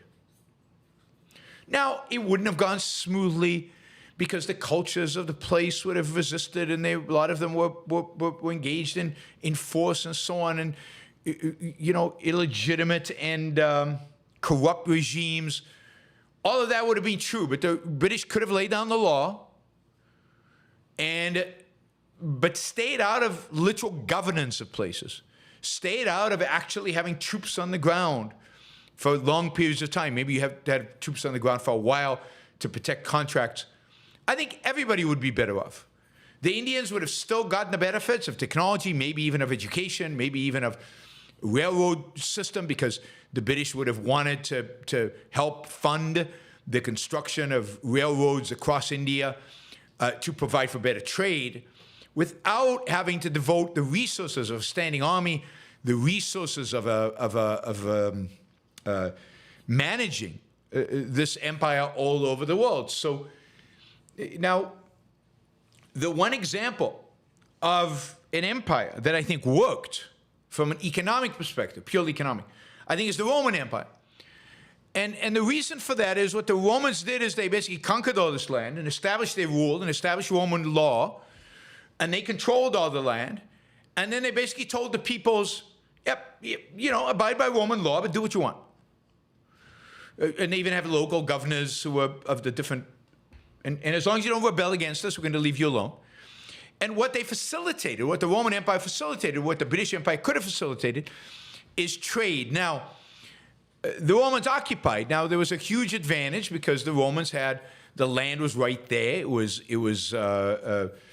And they had a huge they basically brought the peoples that they conquered into becoming part of the Roman society, and they gained troops from them. So for whatever reasons, Rome was a successful empire, you could argue.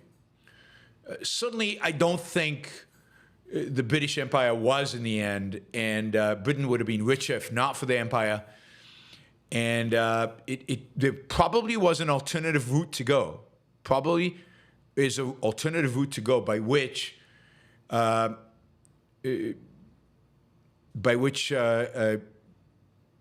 British are much better off. The British are much better off. And so is everybody else. And there isn't this kind of horrible immorality of subjugating these people and violence and wars and everything else that happened as a consequence of. And again, I'm not an expert on Rome, so I know more about its fall than I do about its success, its existence and success. Thank you, Tom. That was 50 pounds. That is very generous. Really, really appreciate that. Lewis, what would speed limits, traffic violations on roads look like in a laissez-faire world? Well, I mean, the roads would be privately owned. The private owners of the road would set rules of conduct, basically implicit contracts. If you wanted to use their roads, you would implicitly agree to terms of use. And as long as you didn't violate the terms of use, you would be fine. And those terms of use could include traffic lights, speed limits. Speed limits could also be set by your insurance company. And the insurance company could have so you wouldn't be able to get insurance if you violated the speed limits. It actually would be a lot better enforced by, and insurance companies have an incentive for you not to speed, right? Because they have an incentive for you not to get into accidents. And if you do get into accidents, not to make, so that they're not big accidents. They don't want big payouts. Imagine if insurance companies monitored your speed with basically a GPS tracker on your car that send them signals about how fast you were going. I know you guys probably think that's a privacy intrusion. Not if you choose to do it. Not if you agree to do it. And even if it becomes a condition of getting insurance. Okay, it's just a condition, I guess. So it's a condition of getting insurance. I think it would be determined by the owners of the roads, of the public spaces, so-called public spaces. And all of those would be privately owned. Adam, what is your take on Trump's plan to give Ukraine and eventually all of Europe to Putin? Adam has a way of asking his questions. Europe is half the civilized world, and making it into Belarus-style Putin vassals means losing much more than ASML and NovoNordisk. So let me be clear. I do not believe that Trump intends to give Europe to Putin. More than that, I do not believe that Europe intends to hand over Europe to Putin. And on top of that, I do not have that Putin has the capabilities of taking Europe. Even if the even if the United States stayed out of it. So, I don't think that is the alternative. The question is, will Putin take Ukraine? And will that embolden him then to attack Poland? But it's very likely that Poland could beat Russia right now. Poland has the largest army in Europe, certainly in the non-Russia Europe, and it has advanced, sophisticated American weapons. And I don't think it would tolerate Russian invasion very well. And I think the Poles would win. I think the Finns would win. I think the Swedes would win. I think also invading Poland would kick in NATO, even if the United States does not participate. European NATO would crush Russia.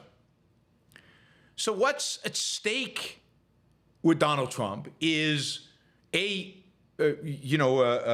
Ukraine and stability in Europe, but not that it's just going to be taken by Russia. I don't think that's a possibility.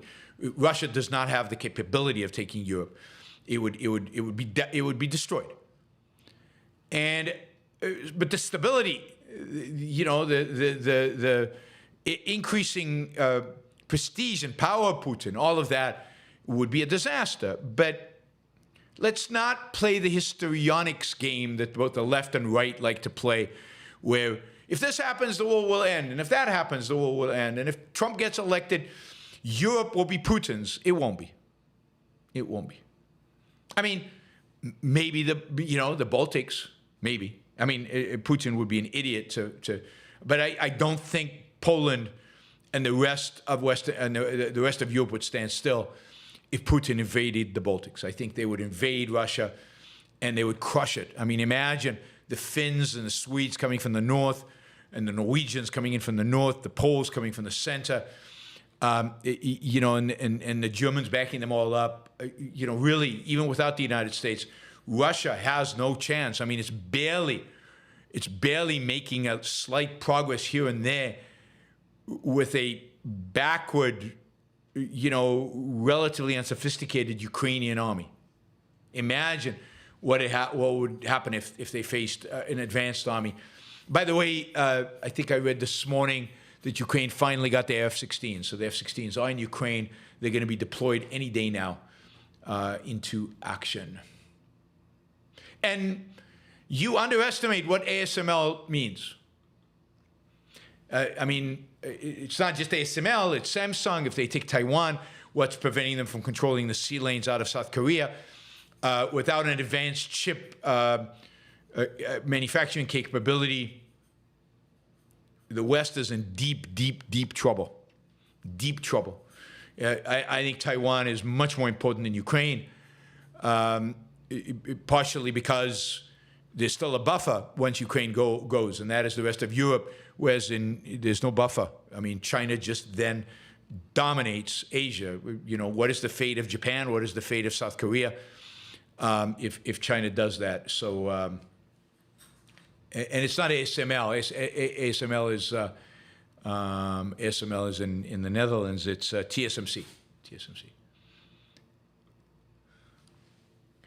All right, David. Oh, wow, David, $100. Really, really appreciate that. What does OPAR say about one's legacy as a successful person? Do past mistakes nullify said success? What's best way to move forward to ensure being on the right path? Well, I mean, it depends on the nature of the mistakes, the depth of them, the kind of mistakes they are. But the right thing to do of the mistakes, particularly if they are moral failures, is to rectify them, apologize for them, and compensate the hurt party in some way. But at some point, if you have acknowledged them, done your best to rectify them, committed to not doing them again, so you have improved your character, you have moved on, then you need to move on. And you should evaluate yourself and your legacy and your success based on your success. At some point, the past is the past. The past is dead. And what exists is the present and the future. But that means you really need to commit to learning from them, making sure you don't do them again, and to a life of morality, a life of pride, a life of striving for moral perfection. And if there have been flaws in the past, you go fix them and you deal with them. But you don't let them cripple your successes today. You acknowledge them, you recognize them in your own mind, and you fix them in your own mind. And you commit yourself to never doing them again. And to the extent that other people are hurt, you make amends. But yeah, I mean, you live in the present and you will live in the future. The past is dead. The past is gone, except for the influence it has on you. And you can control that. You can deal with that. You can change that. I hope that answers the question. But if not, then let me know in the chat and I'll try to elaborate more. Michael says, if Israel doesn't go into Lebanon, will the Israeli public tolerate dozens of kids being killed by rocket strikes every now and then? How long can they keep hundreds of thousands of people in hotels? This is insane. It is insane. It is insane. And, you know, there's hope for a agreement that if Israel makes it clear to Hezbollah the extent to which they're willing to go to punish Hezbollah, that Hezbollah will actually cut a deal. There is a UN resolution. I hate UN resolutions, but there is one. According to that resolution, Hezbollah is supposed to be above the Litani River. I showed you where the Litani River was the other day on a map. Israel would be satisfied with them going to the north of the Litani River and stopping the attacks. Israel will not tolerate and should not tolerate Hezbollah south of the Litani River, because that gives them the potential to swarm Israel like Hamas did on October 7th. But I don't know how long Israelis will tolerate it. This idea that tens of thousands of Israelis are living in hotels because they can't go home because it's too dangerous, and Israel has the capacity to make it safe, it's just absurd and ridiculous. I mean, the Israeli government, that is a massive failure on the part of the Israeli government, and they have to fix it. Mary Aline, thank you for the sticker. Eyal, thank you for the sticker. And who else did I see here? Linda, thank you for the sticker. Really, really appreciate it. And Apollo Zeus is buying everybody memberships, gifting everybody memberships. So good for you. Good for you. So good for you, Apollo. Let's see.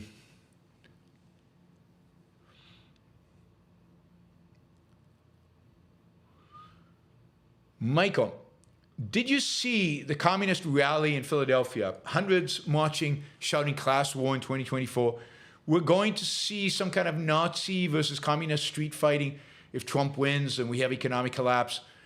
You know, potentially, look, I mean, this is the same groups that did occupy Wall Street, if you remember, in 2008, the same groups that demonstrated against the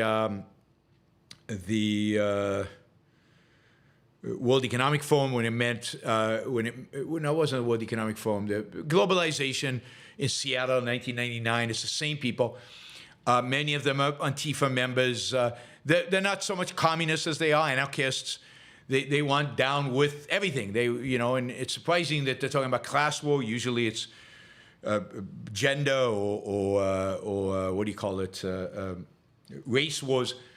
But yes, I mean, as the left becomes wackier and the right becomes wackier, it's more likely that they will oppose each other. I mean, for a long time, I don't know if it still happens, but for a long time, it was the World Trade Organization in Seattle. For a long time, the Antifa and right-wing thugs would kind of fight it out in a public park in Portland, Oregon every weekend. And police did nothing, basically. So will that become more prevalent? I don't think it exists anymore, but will that become more prevalent?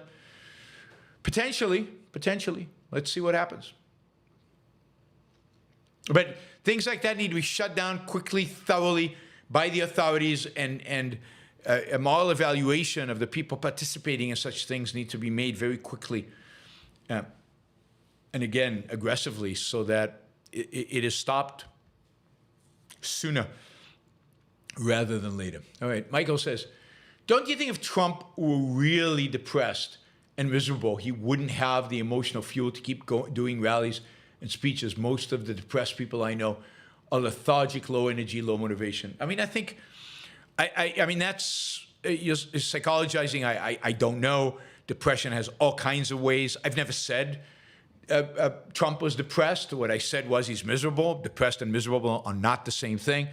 I don't know if he's depressed or not. I certainly know he's miserable. You can see that on his face.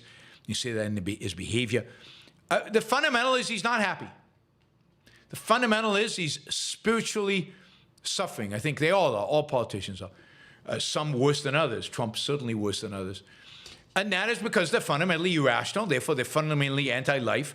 They don't have self-esteem. He has no self-esteem. And therefore, he's an unhappy human being. And that doesn't mean you can't have energy. Hitler had energy. Stalin had energy. Serial killers have energy. They're motivated by hate to have energy. They're motivated by nihilism to have energy. Antifa has energy. Is Antifa happy? No, of course not. Just look at them, talk to them, see what they're about. They're not happy. So, no, I mean, confidence is not self-esteem. Trump has no self-esteem.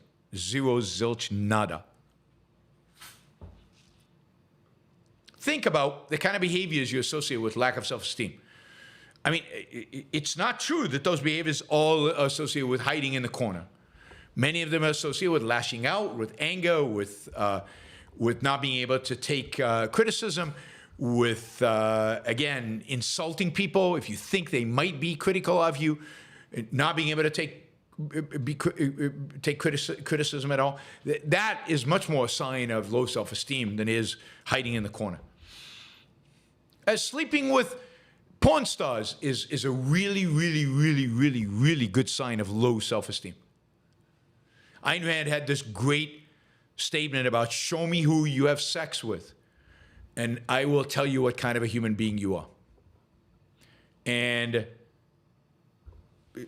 you know, sleeping with the sleaziest, cheapest, you know, is, it reflects on who you are. It reflects on your soul, reflects on your character, and reflects on your self-esteem. If you need that kind of thrill. Again, I mean, it's not a fair comparison because I'm not sanctioning what JFK did, John F. Kennedy, but at least John F. Kennedy, when he was having an affair, had it with Marilyn Monroe. That is a completely different attitude towards life than having sex with Stormy Daniels. It's, you know, and I'm not saying it's good for JFK or it was meaningful for JFK. I don't know enough to have sex with Marilyn Monroe, but there's a difference. There is a difference.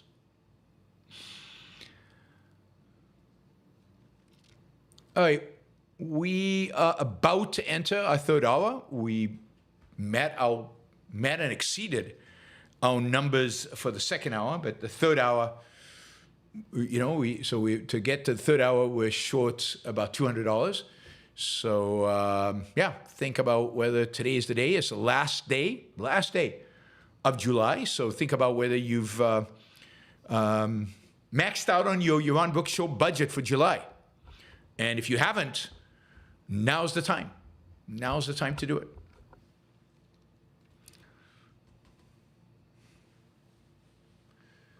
All right, philosophy at work.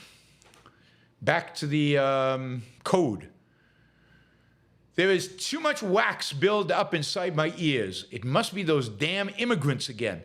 They're gonna take our swabs. Yes, taking our swabs.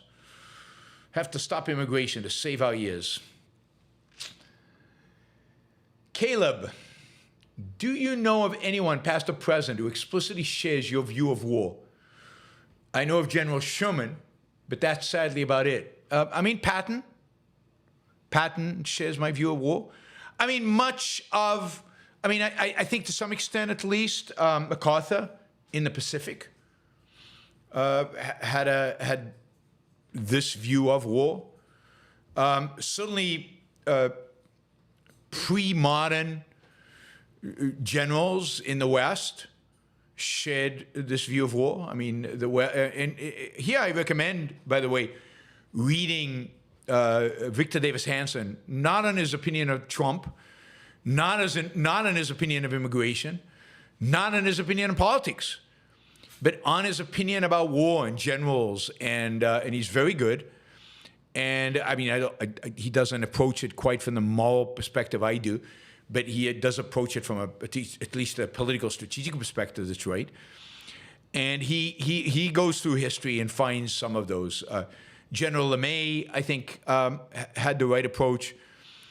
So yeah, you can find the people. They're not many, and I think to a large extent,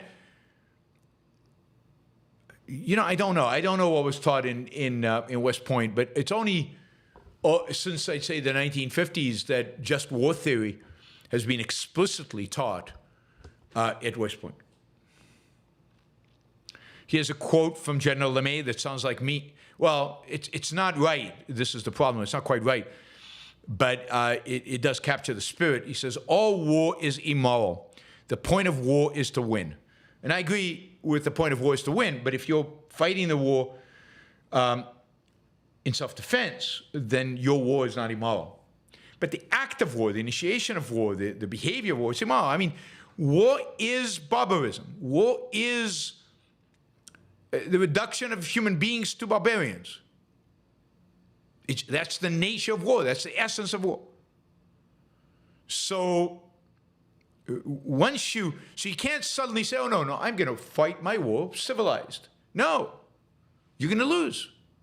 Because the essence of war is, it's not civilized. War is not civilized. War cannot be civilized. War is the antithesis, the opposite of civilization.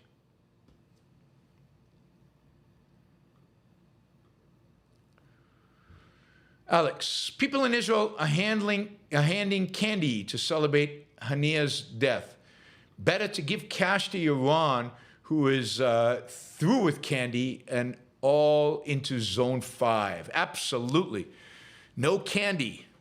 No candy allowed. Although they're handing out, what I saw they're handing out is they're handing out baklava, which is Arab, Middle Eastern, Turkish, pastry with honey. With a lot of honey, very sweet, but it is so delicious. It is so good. It is so good. Yep. Frank, I didn't understand your answer to POW question. Didn't the man in The Great Escape and Hogan's hero have some rights, but could still be killed at any time? Well, what does that mean? How you don't have rights if you can be killed at any time? You're living by permission. It's the exact opposite of rights. There's no such thing as rights in a POW. It's whatever the POW commanders decide to do. And in many times, they decided to kill many of the POWs. Other times, they treated them decently. But you don't have rights. I mean, you have rights, of course. You're a human being. But nobody's recognizing those rights. You're, at this point, they're exercising their force, their authority on you, and they can shoot you whenever they want to. Who's going to penalize them if they do? Nobody. So there's no such thing as humanitarian laws. There's no such thing as, POW rights. There's no such thing as, and I think the Geneva Treaty is bogus. Bogus. There is such a thing as starting a war and, killing a lot of people. And if you're engaged in a war and you kill a lot of people, particularly if they're just unarmed and it's not in the face of battle, then yeah, when the war ends, you will be prosecuted. But so maybe the commandants of the Stalag 13 or whatever were worried about being persecuted after the war. But that's not a recognition of rights. They were fearful of revenge. War is barbarism, and therefore what you have is revenge, not rights. I mean,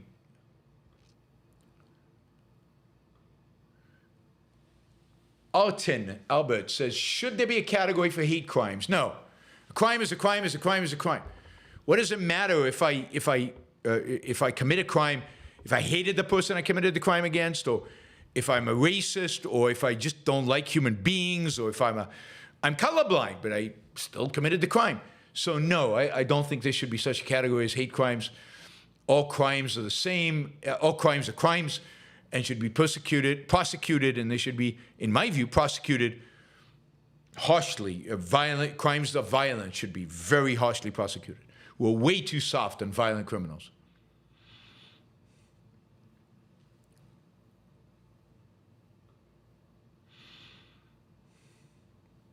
So it turns out that in the suburb in Beirut, not only did Faoud Shukra, the Hezbollah guy, the chief of staff, died, but an Iranian advisor to Hezbollah and the Islamic Revolutionary and a member of the Islamic Revolutionary Guard, Milad Bedi, was also killed in the Israeli airstrike yesterday. So 2 for 1. Excellent. I'm all for getting rid of the bad guys.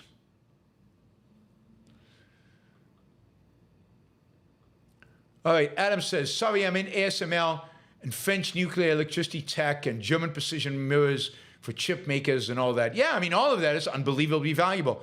But, you know, I think you underestimate the ability of Europe to protect itself. Trump is not literally going to side with Russia and attack Europe. That's not going to happen. So worst case scenario, the United States leaves NATO and leaves NATO alone, and the Europeans still crush the Russians. Europe doesn't need the U.S. It's actually the reality is that Trump would do Europe a favor by leaving NATO, because it would force NATO to face up to their need to defend themselves and devote the resources to do it. And, you know, they could crush the Russians. And hopefully they will. And I'm not saying that's what Trump should do. I'm just saying there's a sense in which it'll force the Europeans to wake up, because at some point, some president is going to do it. It's like the Israelis. Israel, you better become more independent. Don't rely so much on America. Because the reality is that you don't know how long you're going to get the American support. You don't know. Tucker Carlson becomes president. Secretary of Defense, I don't know. Then Israel doesn't get the support. So every country out there in the world should think about defending itself in this world, independent of the United States, because the United States, like it or not, cannot be counted on, cannot be relied on. All right, we are still about $200 short, guys, so just a reminder to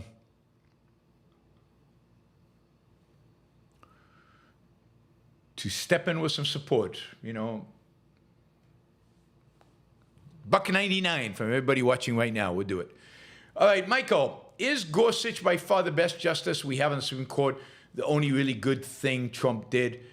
I think Gorsuch is, I think, probably the best justice, but what is it? Steve Simpson said he actually respects Chief Justice Roberts a lot, and Barrett is interesting. And so the problem is on every issue, it's different, right? It isn't, you know, one-size-fit-all evaluation. You can't just say, you know, there's one judge that's always going to be good. Sometimes Gorsuch is best. Certainly on the administrative state, he seems to be best. But often there's other people who are bad, who are really, really good. So, and then they can be terrible, like on abortion, where all the conservatives were terrible, where the liberal judges are best. So it really depends. Is that the only really good thing Trump did? I mean, again, he got corporate taxes. He supported Israel. He moved the embassy to Jerusalem. I mean, he did some good things, but he did a lot of bad things, and they way outweigh the good things he did. Micah, when you go to Israel this fall, will you go to see the Nova Festival and the Kibbutz hit on October 7th? No, I have no real interest. I mean, I understand people who are going for the first time to Israel. I understand people who don't have the experience of living in Israel. But I see zero reason for me to go through that. It would be unbelievably emotional. It would be super depressing. And what is the upside? Will I gain a greater, deeper understanding of the evil that is Hamas? I don't think that's possible. I think I know exactly who they are. Will I gain a deeper, greater understanding of what Israel actually faces? No, I think I already have that. So there's no upside for me. It's like, do I go visit Holocaust museums every few years? No, I'm done with Holocaust museums. I've seen them. I've studied the Holocaust. You know, we studied in school. I've seen all the movies. I've seen all the documentaries. I'm not interested in seeing another one. If I never see another Holocaust documentary, I'm okay. I know the evil. I know what happened. I know how to stop it from happening in the future. I gain nothing from immersing myself in a negative emotional experience. There's no upside. There's no positive. For some people there is. I'm not saying you don't, but I'm saying for me personally, there's no upside. Michael, he who has a why to live can bear almost anyhow. I think that's true. The why is purpose. That's one of Ayn Rand's 3 cardinal values, purpose. Michael says, you notice there are no homeless children. Ending homelessness is easy. They can be rounded up and forced into shelters.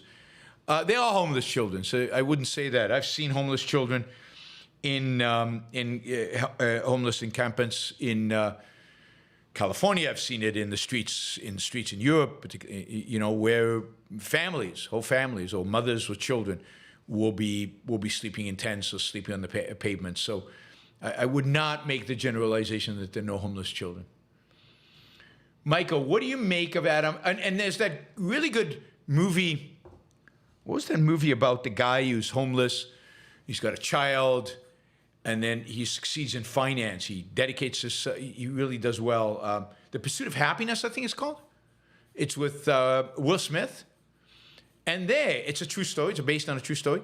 There, it's him and his son or daughter. I can't remember. Daughter, I think. Can't remember.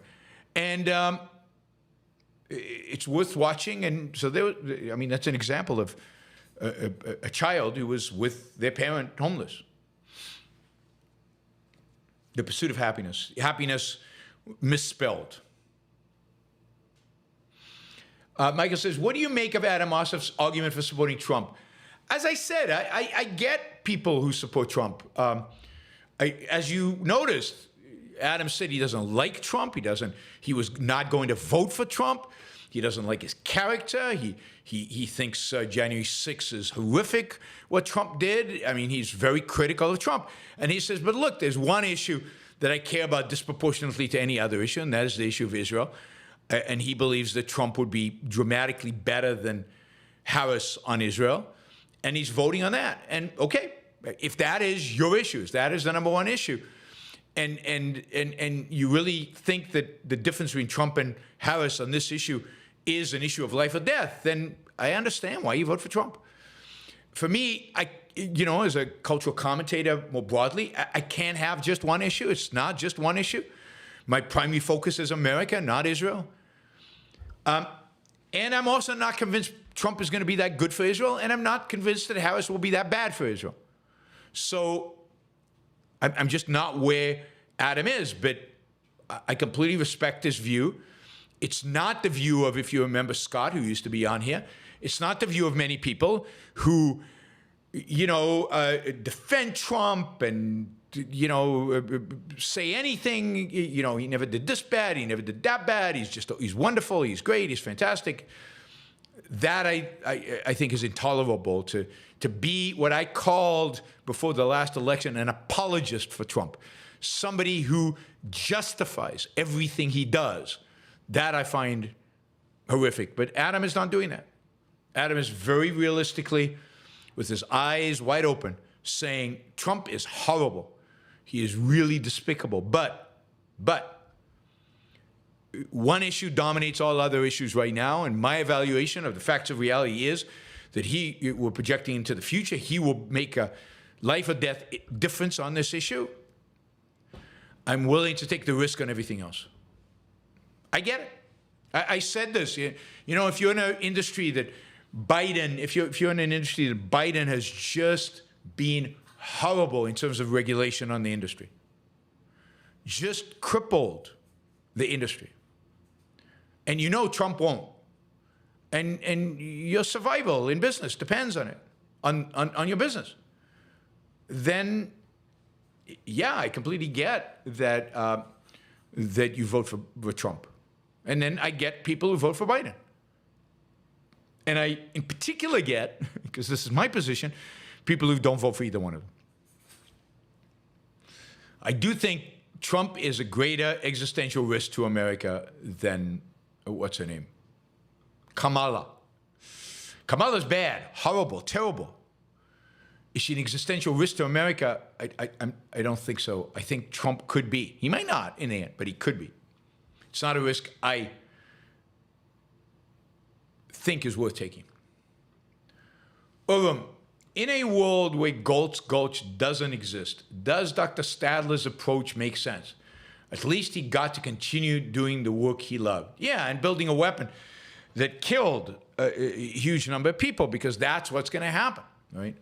So, look, I don't think we live in a world of Atlas Shrugged. I don't think you can take the characters in Atlas Shrugged as exemplars of how you should behave in a concrete matter. You have to evaluate the circumstances as they are right now, using the principles of Rand's philosophy to evaluate your actions. What does it mean to be Dr. Stadler? Does that mean that to be Dr. Stadler, you go to MIT in spite of all the problems at MIT and you do your research at MIT? I don't think so. Dr. Stadler explicitly is working for the government on a project X, on something that could easily be used for evil. Don't go work for the government for something that could explicitly be used for evil. In a world that is falling apart. We're not quite there yet. And hopefully none of you are working for the government in such a capacity. Now, would you work for a defense contractor for the government? Yeah, probably. Unless you were building some kind of doomsday bomb. But you've got to decide, where are we from a civilizational perspective? Who is the enemy right now? How is my work going to be used by them? And what are my alternatives in life? But there is no Goat Scouts. You have no place to run away from. But you've got to use the character of the Galts and the Franciscos to determine your path in life. But that doesn't mean you take the same path as they did. It just means that you need to use the principles that guided them on the world in which we live today, given the circumstances you have and given what's going on. Generally, I would be hesitant today to work on a project that had government anything. Because, if you're working on some kind of signal technology or working on something, and you're working with the government, then the NSA is going to use it to spy on Americans. Is that a good thing?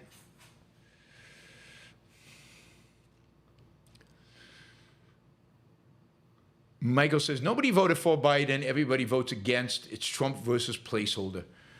Yeah, but the placeholder can be less or more attractive. And some people did vote for Biden. They voted against Trump, but they voted for Biden in the sense that he seemed like a moderate. Like they wouldn't have voted maybe for Elizabeth Warren. I know people who voted against Trump for Biden, but wouldn't have voted for Elizabeth Warren over Trump. Maybe they would have stayed home. So who the placeholder is matters.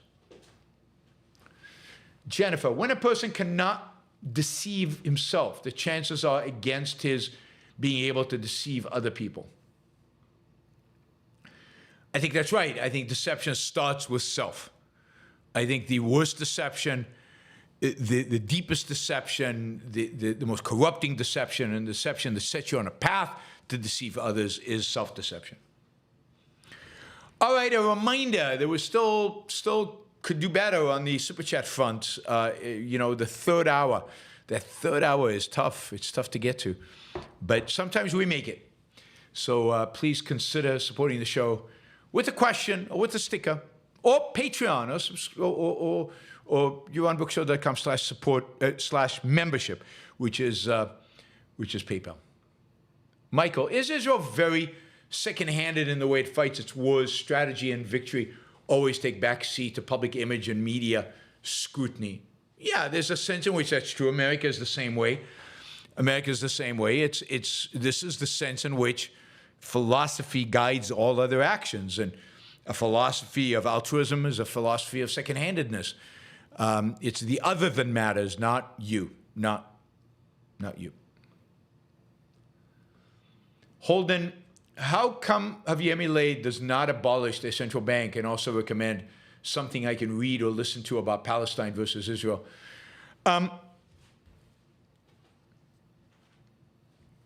He doesn't abolish the central bank because he will, for a number of reasons. One, I don't think he has the political backing to do it yet. I think he's trying to build up political support, maybe to ultimately do it, but I don't think he has it yet. And he needs to get, you can't just abolish the central bank. That wouldn't cure your problems. So he has to go through a process. And that process is dependent on other people, so he has to get their buy-in. And if he abolishes the central bank, he'll lose their buy-in. Second, you have to be able to transition out of a central bank. Just abolishing a central bank could, if people are not ready for it, could just create anarchy in the worst sense of the word. And he realizes that. He's too smart to do that. He realizes he needs a process. And that process involves cutting government spending. That process involves dealing with foreign debt. He's got a lot of foreign debt that he has to pay back, so he needs to find the dollars. So that process requires cutting government spending, reducing regulations, and then letting the exchange rate adjust so that you can convert the existing currency to dollars in a reasonable fashion over time. Now, I'm not sure he's doing it right. I don't know if he's doing it right. I mean, he might be compromised, or he might be wrong, just innocently wrong about how to do it. But the idea that you come into power and you immediately abolish the central bank, not a good idea. Almost anyway. I'm sure there's circumstances where that might be the right thing, but almost anyway. I think the best thing to listen to about the Palestine versus Israel is my stuff. So just put my name and Israel next to it. There's a ton of stuff. Lectures I've given, debates I've done, shows I've done here on Israel. I've done whole shows analyzing the history with Palestine. I've debated people. You can find those debates. I've given public talks and answered questions and Q&As. So I've done a huge amount and produced a huge amount of content from there. If once you've done with that, you want specific information about a particular era, a particular conflict, I mean, I can recommend books. Palestine Betrayed by Ephraim Kalsh is a great book for that. Palestine Betrayed, Ephraim Kalsh. But I would definitely start with my stuff.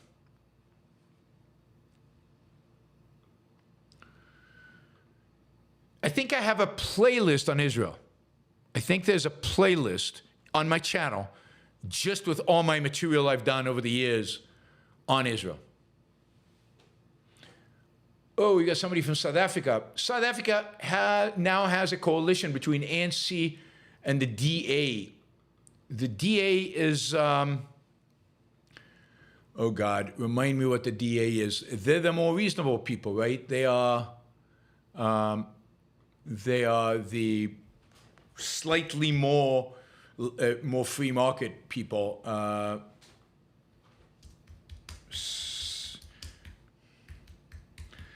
I think that's right. So they're not like, it's a Democratic Alliance.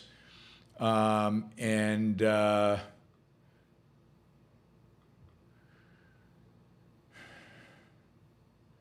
I mean, look, the Democratic Alliance is the best you have in South Africa. So having an alliance with them will certainly moderate the worst of the ANC. So is this ideal? No, it's not. But is it better than a government dominated by the ANC? Yes, much better. The Democratic Alliance at least has some ideas about how to move South Africa towards greater freedom and greater prosperity as a consequence. And that is a good thing. So, yeah, anything that waters down the ANC is good. And the DA didn't win enough votes to be the one forming the government. That would be good. I don't think they're classically liberal. They're still mixed economy. But they're colorblind. They're the colorblind party. They're pretty good. As the Western world goes today, they're about as good as it gets in politics. So I think it's a good thing. I think it's a good thing for South Africa. We'll see how they actually govern. Shahzad, why do refrigerators no longer have steel doors? How we can no longer put magnets on them? It's a travesty. Well, because the travesty was that you put magnets on refrigerators. Refrigerators should be an integrated aesthetic part of a beautiful kitchen, and therefore should be smooth and cluttered. with all those magnets that they're just so not aesthetic and irrelevant. I have no idea, Shazba. Why are you asking me these questions? But thank you for the support. He's asking me these questions because he knows he'll get a ridiculous answer. Yeah, I'm sure you could find a refrigerator with a steel door. I mean, I see them. Like, what is it, Sub-Zero or something? Don't they still make them with steel with steel doors? So they are refrigerators, but my guess is that these new refrigerators without the steel doors are cheaper. Cheaper to make, cheaper to sell. Rue Downs, I can't believe that people have studied the efficacy of torture. Isn't it self-evident? It only has to work once and save lives for it to be effective.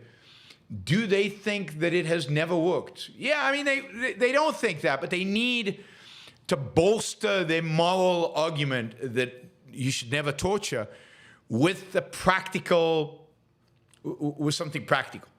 And so they come up with studies that say, no, it isn't. And they interview psychologists who say, no, under duress, people tend to lie more. As if with non-duress, they tell you the truth. You know, if there really is a catastrophe you're trying to save, what's the alternative? They're not going to tell you. But maybe they'll break under pain. So they're afraid of false confessions, but I mean, you're not going to get the truth without it. You might not get it with it. It's true. But you're not going to get the truth without it. Now, you can psychologically manipulate people and so on, and you should do that before you torture if you can. But sometimes you don't have time. Artin, boils my blood as an Iranian, seeing the Western media calling the Iranian president a moderate. Iranians cheer seeing the IRC leaders. Yeah, I mean, I agree with you. It's pathetic. It's ridiculous. There cannot be a moderate president under a supreme leader. The president's all chosen from a pool of people committed to the supreme leader, who's a religious nut, an authoritarian thug. And I did find it interesting that it's somewhere in a corner in Tehran, somebody laid out some candy and put up a sign, kind of please take to celebrate the killing of Hamas's Haniyeh.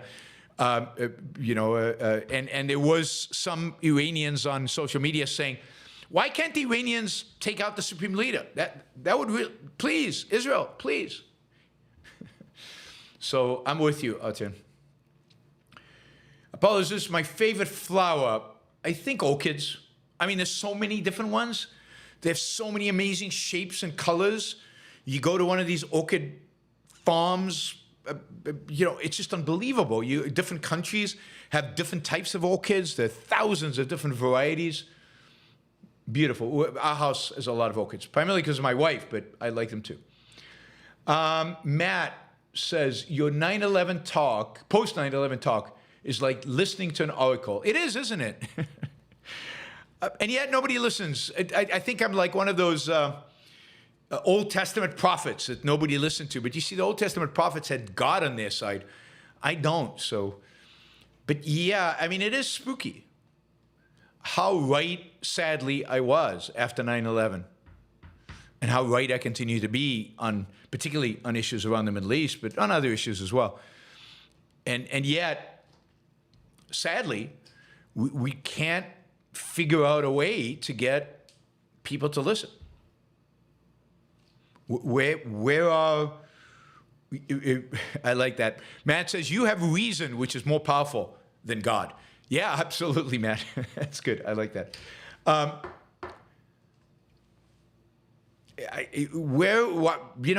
don't I have 1.5 million followers? What's going on? Somebody figure this out. Mary Eileen, tariffs make steel refrigerator doors expensive. Excellent answer. I think Mary Eileen is right. This should cause you, Shazbot, to rededicate yourself to the fight against tariffs so that you can get your magnets back on refrigerator doors. All right, everybody. Thank you for all the super chatters. You were great. Really, really appreciate it. Particularly David, who I think did, a chunk, about a third, over a third of what we raised today. So thank you, David. Friend Harper says, who would win a war, the English or the British? Joke, just contributing. English or the British? Thank you, Friend Harper. I appreciate the joke. Robert says, a right is a moral principle defining and sanctioning a man's freedom of action in a social context. I know objectivists who cringe at individual rights as a social concept. They want it to be intrinsic, something in you. Yes, those are the so-called objectivists who are anti-abortion. Because if you understand what abortion is, you understand that the fetus can't have right inside him. It has to be something that comes into, it's a concept, is a conceptual idea about the baby, once he's born's relationship to the adults around him. Good point, Robert. Good point. And rights, if you're in a social if you're in prison, what does it mean you have rights? You're living by permission, particularly in a prison that is run by monsters without any rules and anything else. All right, everybody. I will see you all tomorrow. I think it's same time. Same place, certainly. And have a great rest of your day. I'm sure there'll be more news tomorrow. By the time we do our show tomorrow, Nasrallah would have spoken already. Maybe, yes, he will have. And maybe there will be a war raging between Hezbollah and Israel. There already is a war raging, but it'll be a much hotter war, a much more active war. Bye, everybody, and thank you.